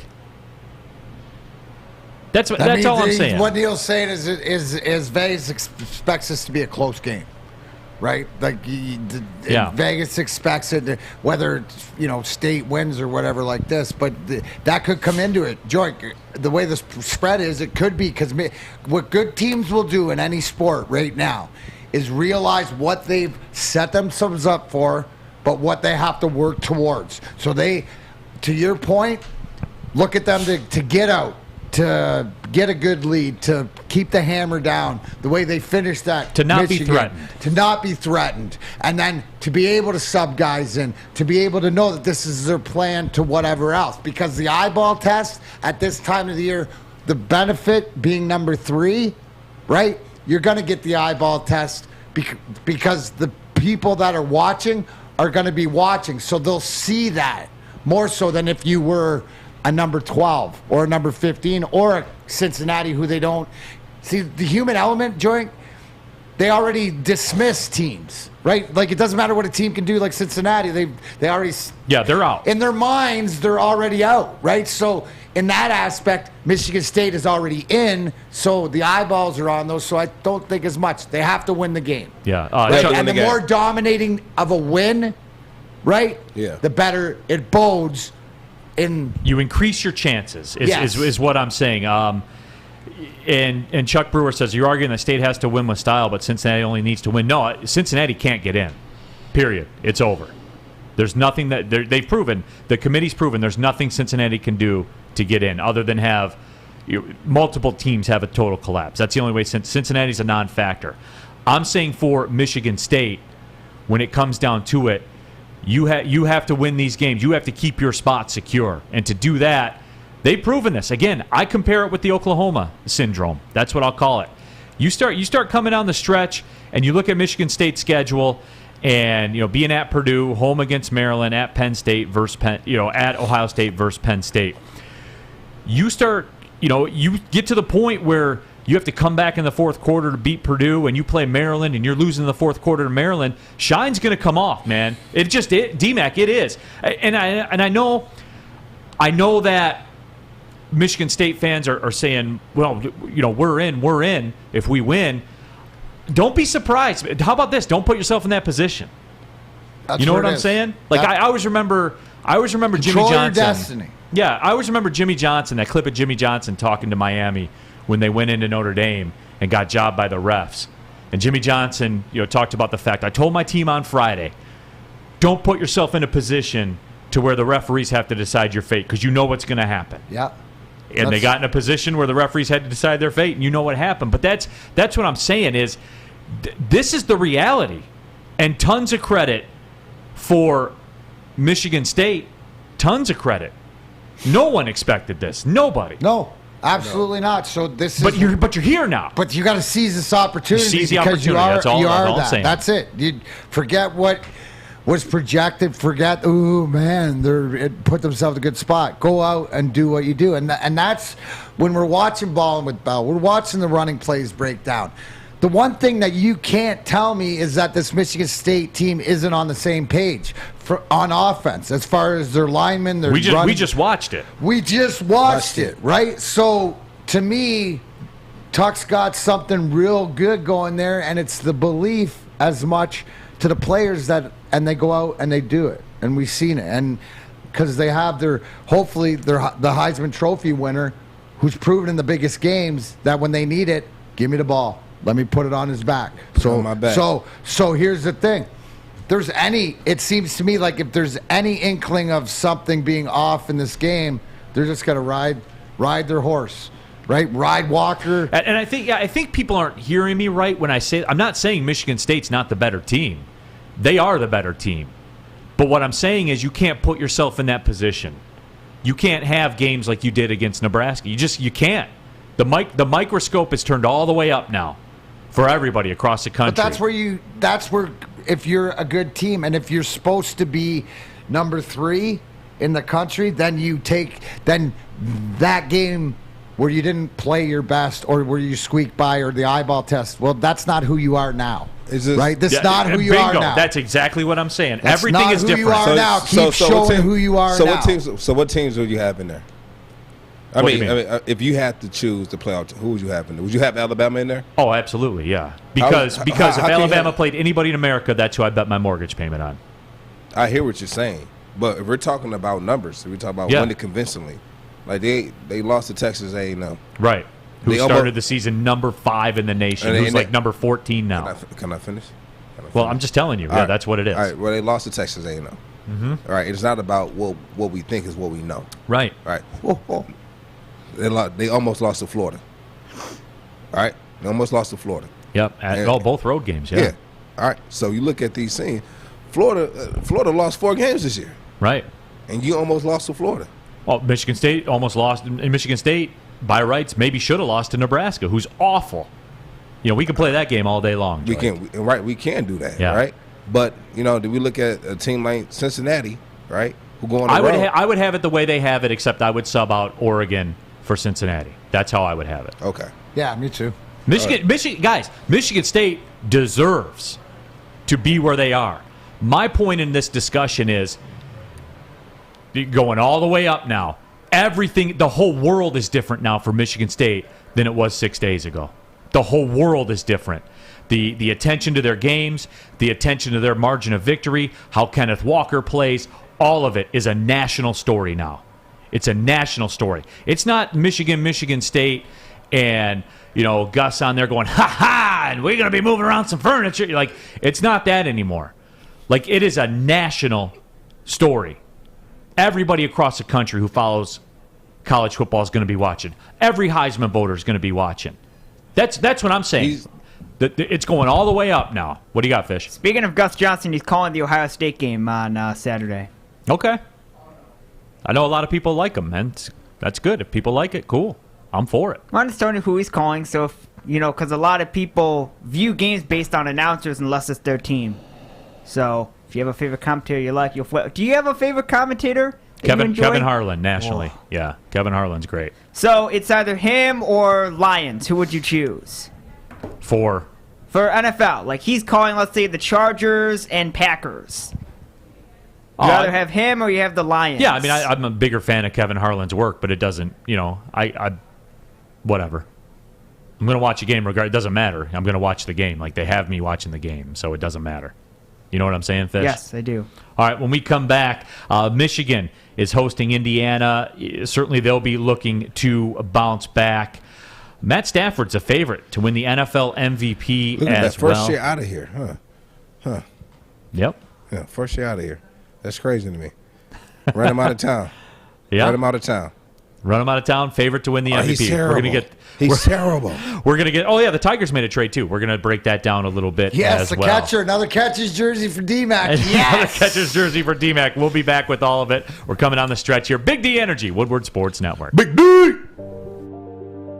I'm looking to bring on another HVAC tech right now. We are recruiting 5 to 10 techs a month. We're looking to grow and expand. Every new tech we hire is from Northwestern Tech. The hands-on training is fantastic. They're always my first call. We love hiring Northwestern Tech grads. They come out trained and ready to work. Our program is only 10.5 months, and our next classes are starting soon.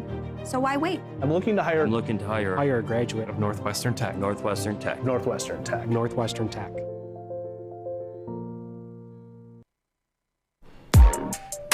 Back at it here, Big D Energy, Woodward Sports Network. Neal Rule, Darren McCarty, Joique Bell. Joique, you have a favor to ask of the people, Yeah, don't I do, you? man. If you're watching this show and you're enjoying the show and you like what you hear, did you like Ballin with Bell? Go down in the chat and hit the like button. Cause we have about 160 people watching right now. We have 47 likes.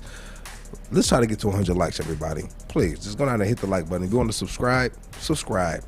Because I'm telling you right now, you're only gonna get this heat here. that is what I'm saying. Canuck Duke has an issue with you, Joique. Quote, ran him out of town. Didn't Mask ask Martha and Sheila for the trade? No, I'm not talking about that. But you know what? You have people who didn't like Matthew Stafford because they said he couldn't win. He wasn't a winner. He had a terrible record against, winning quarterbacks.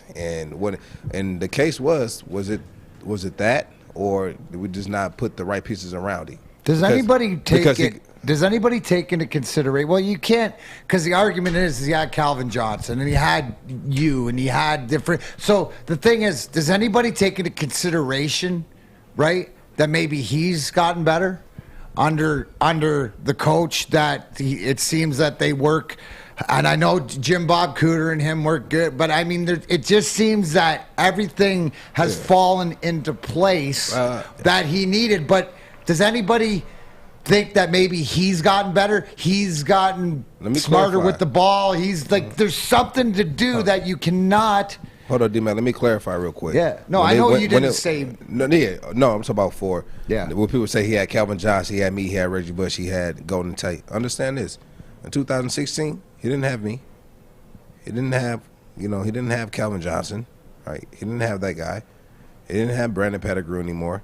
He didn't have those guys, right? But he went to the playoff again in 2016 with a less than roster, right? And led that team to the playoffs. So Matthew Stafford is a playmaker, right? He's a playmaker. And he's going out there and he's showing what he is. Even Aaron Rodgers said that he came out there, and he doesn't really give props to other quarterbacks, but he came out and said, that guy over there in Detroit, they don't know what they have over there in that number 9 guy.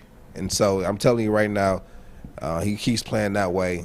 He'll have a fight. He'll have a fighting chance. And we talk about how he didn't have certain receivers, and he has Cooper. He has Cooper Kupp over there, and Cooper Kupp wasn't doing what he did. He wasn't doing this last year. He wasn't doing this year before last year. And he's playing at a high level right now. He just got Offensive Player of the Month this past month, right? So he's balling right now. Is it because he's just that good, or because he has a good quarterback that's bringing the best out of him? Which one is it? It can be a little bit of both. Robert Colosi on our YouTube chat thread says the Rams have beaten a whole one team with a winning record. Which is true. And you said what? They beat what? Stafford has one win over a team with a winning record this year. And understand this winning team is who? The Super Bowl champs. Right. And then they lost to Arizona. Against the best quarterback in the history of the sport. And isn't it tough to beat winning teams when you're winning? Well, I think Robert's point is and I don't disagree with Robert. There comes a point you got to touch the brakes a little bit, man. You go through that. Yeah, you look at it, and it has been. Can we agree it's been favorable? It's been a favorable schedule. No, it has been. Yeah. But to your point, Neal, of what you say, he's done everything that's been put in front of him to do. So don't dismiss it. Now, are we waiting for the other shoe to fall? Is there a next step? He's never won a playoff game. That's his next step. That's his real test. So all this right now is good for him, but it doesn't seem like it's going to stop because he's surrounded by these guys. Cooper Kupp's going to set the fantasy record for points. Every time he looks at the guy, the ball's in his hand. He's got 10 catches and 5 touchdowns a game or whatever. And we are going to see, because they're playing the Titans on Sunday Night Football coming up, but without Derrick Henry, obviously. So they'll catch a little bit of a break there. Here we go. They don't have we're not. They're playing the Titans. Right, without Derrick Henry. It don't matter. But they are playing the Titans without Derrick Henry. I don't want to mislead people. That's factual. No, Joique. it doesn't matter. It's still a winning team. No, Joique, that's a fact. That's a factual statement. You can't go back and forth. Which is hold on. Is Derrick Henry the only player that's not playing? Is that the only? I don't know. I know Derrick Henry is not playing. All right, but that's what I'm saying though. You can't do that. I would never. Can we agree that he's a pretty big piece of what they do? It doesn't matter though. It doesn't matter. Fair? He is a big piece, but that doesn't matter. Well, he's not going to be there. I'm just pointing it out. It doesn't matter though. I'm just pointing out that at the end of the day, when they made the schedule, he was playing. I know, and I'm just pointing out that he's not playing. It don't matter if he's not playing. So what happened? He wins this game, and then well, they didn't have Derrick Henry. No, I'm saying that Derrick Henry's not playing. So what happens if the Titans win a game without Derrick Henry? Yeah. No, I don't know. I'm just pointing out the fact. So we'll get to it here. They're at the 49ers, at the Packers, at the Cardinals, at the Vikings, and at the Ravens here coming up in the second half of the season. So there will be the test or whatever else. There'll be ample opportunity, certainly for him to do that. But again, like I talked about with Michigan football, where at the beginning of the year was a 4-game season for Michigan football. They had the Washington game, they had the Michigan State game, they had the Penn State game, and the Ohio State game. And as we said, Washington lost to Montana State at home, so we kind of crossed them off the list because it was a down year for them. When they made the schedule, though, like I've always pointed out, Washington was doing well and everything. Props on them for scheduling that game. Then, as it moved forward, we saw that they lost the Michigan State game. And now they have their 2-game schedule. For the Rams, it's a 1-game. For Matt Stafford, not for the Rams. For Matt Stafford, it's a 1-game schedule. Whatever that first playoff game is. That's it. Can't agree more. And especially given today's day and age. I like your side right now. Yeah. You like my spot? I like your spot. In today's day and age, everything's going to be judged on that. The Stafford supporters will be like, see, I told you. And then the Stafford haters will say, see, I told you. All right, so say they make it to, say they make it to the second round, right? All right, then they end up making it to the championship game, and then they make it to the Super Bowl, right? But say they lose in that championship game, they don't make it to the Super Bowl. Then what? What do we say then? Well, both things can be true. Yeah. But he won more games here. He's That's double. one season. No. You can say he's, say they end up playing in that wild card, and then they play in in the game to get to the championship and say they make it to the championship and lose. He still won. He still doubled the wins of the entire Detroit franchise in playoff wins. I think it would show more of why there's 11 guys on each side and it's a team sport. I think too. I think it depends too how it all shakes out. Like if the Rams are the number 1 overall seed and they got to play, I don't know. I'd have to pull up the NFL standings. Like if Stafford gets the Brady treatment, right? It's either one way or the other. You're going to find arguments like Maz always tries to find an argument to why to hate Tom Brady. It's the same thing. You either like Matt Stafford, you either don't. But at the end of the day, it's how, right, you're going to break it down. Oh, how did he lose? Yeah, did he throw the pick? If they're hosting the Carolina Panthers and he wins, I think people will suspend that argument for the next week when they play someone real. That's the nature of the beast. You know what I'm going to do? Listen, guys, I'm just going to call Guardian Alarm because they get it. I'm going to figure out what they're going to do because a good defense on and off the field helps you feel secure. That's what Matt Stafford and the LA Rams want. Guardian Alarm has state-of-the-art technology that helps you feel safe, all with 24 hours, 7 days a week, local monitoring.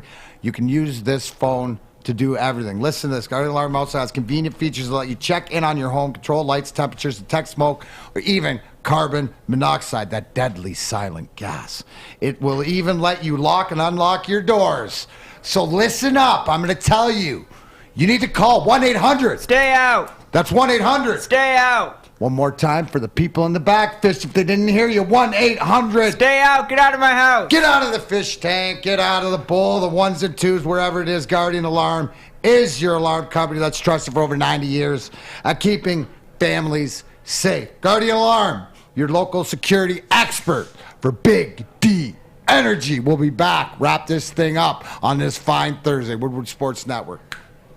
Okay, you thirsty little spin goblins. I want you to pedal into the next dimension.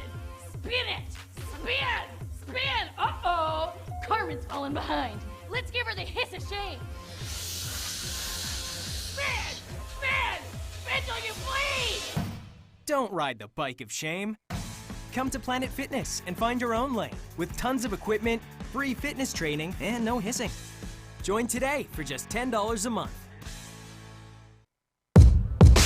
Coming down the stretch here, Big D Energy, Woodward Sports Network, Neal Rule, Joique Bell, DMac, Darren McCarty in the house. Sawyer, money as always. Fish is in the bowl. Get caught up with our YouTube chat thread. Eric Gangler says, I just found this show. Love you guys. Great show. Hey, Eric, appreciate it, man. Welcome. Good to have you along for the ride.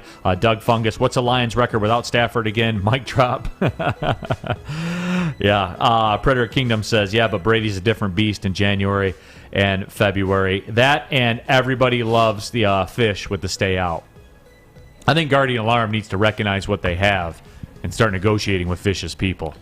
ASAP. Well, they have, as you saw from the Get Out graphic, they have improved their stuff to say "Get Out," or "Stay Out," whatever it is. Stay out. Stay out. So yeah. they definitely have been using "Stay Out" as their marketing department. But no celebrity endorser they could get, no big voice guy, anybody that they could get could deliver it the way Fish delivers it. Hit the stay out one time. Stay out. 1-800. Stay out. See, there you go. The last one is my favorite one, though. One more time, Fish. 1-800. Stay out. Get out of my house. That's the one. That is the one. I'm just saying, Joique, you need to get some of your Hollywood agency people in touch with Guardian Alarm and Fish, and get that deal negotiated. Take a little something for your trouble. Yeah. But it's marketing deals. It's 20% for the finder and 80% for the talent. That's fair. That's more than fair. Because it can't be done without the relationship. People don't realize that. They don't realize. They need that. They need that middleman, and I don't mind the facilitator. The facilitator. That's what they need. Detroit Tigers made a trade for a Gold Glove winning catcher in Tucker Barnhart. So for the Reds, that's big. Yep. So the Tigers making a little bit of a move, and I think it's a good. Like Eric Haas. Him and Haas looks like totally the same. No, I does. I do think that it was.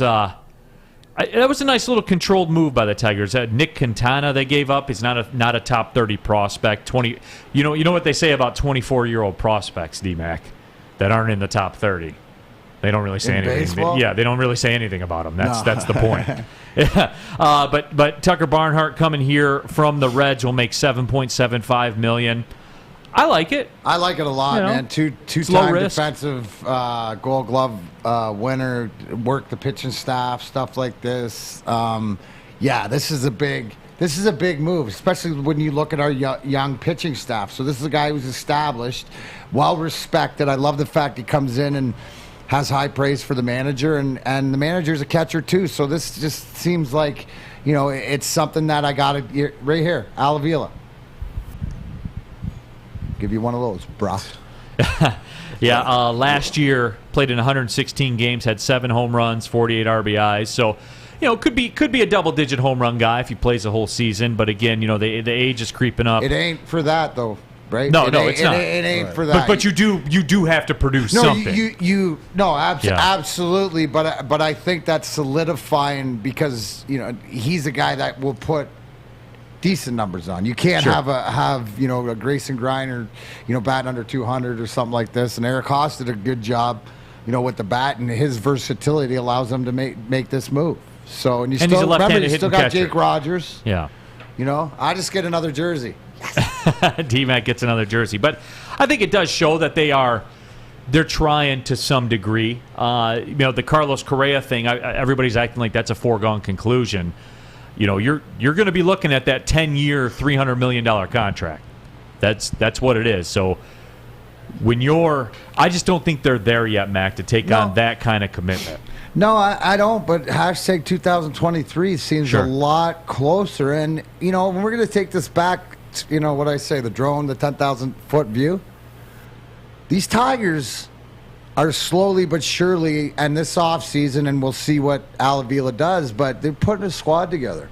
Like a legitimate, competable team. And if we go by last year's team, how they played since after May was one of the best teams in the AL. So it's promising as a Tigers fan. Yeah. You know what I mean? There's More some- so yeah, than there's not. some There's hope. something. Yeah, there's some hope as opposed to last year where I was like, man, are they gonna lose 100 games? I think it's a foregone conclusion they'll lose 100. That was the mindset. And then the way they competed, and it's sort of like we're seeing now. So if you translate it and you look at all the sports, so what's going on with the Tigers is sort of translated over to the Wings. So the Wings are going to have the season the Tigers had, sort of up and down. Probably not get there, but show you flashes of moving, and that's all we want. Joique was mentioned about how the Pistons are a better team with Cade Cunningham on the floor. Yeah. Still young, learning how to do it. Remember, we got 3 guys that can't get into the bar. Good leadership. So we're all good, and then the Lions are the Lions. But we're still have the faith in Dan Campbell and Brad Holmes, and because the real test is what's that sound, Fish? The sound we're waiting for, the most important sound, right? It's the only way forward, guys. Yeah. Only We're in a good spot. We got Michigan State number 3. We got Michigan number 7. Played a great game last week. I mean, we're in a good spot, and it's going to get better. Michigan in action. They will host Indiana. That's a night game. 7:30 on Fox. Indiana getting 20 points the last time we looked on mybookie.ag. So we'll see how Michigan bounce back. That this should be a game that they take care of. We'll just say it like that. And they need this game. They need this game. They need, it's more so this is a very good get back on track game. I want to see G-Bot. I want to see them build on the throwing game of Cade McNamara. Yeah. Like, don't stop and go back to doing whatever. Because that's the one thing. That kid played. We sat here on Friday, and I said he needs to play his best college game for them to have a chance to win, and he did. So I want to see.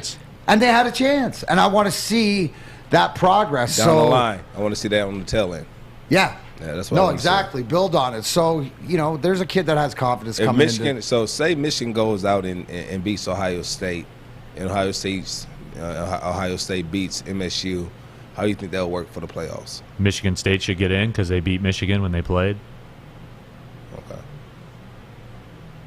Because Ohio State, by that rationale, would have 2 losses. They're a non-factor. All right, so they're a non-factor. Now, I know that the committee would try to slide Michigan in there because that's the way it works. We saw it before with the Sugar Bowl. Michigan State beat Michigan and finished higher than them, and they just slid in and took Michigan to the Sugar Bowl against Virginia Tech. It did. So it's happened before. A human element. Again, Oh, wow. agendas, narratives, all that stuff certainly come into play. Appreciate everybody interacting with the show. You guys are the best for real. Yep. For Joique Bell, DMac, Darren McCarty, Gang. Deuces. Fish, and Sawyer, my name is Neal Rule. Thanks, everybody, for watching and listening to Big D Energy on Woodward Sports Network. Well, see you later.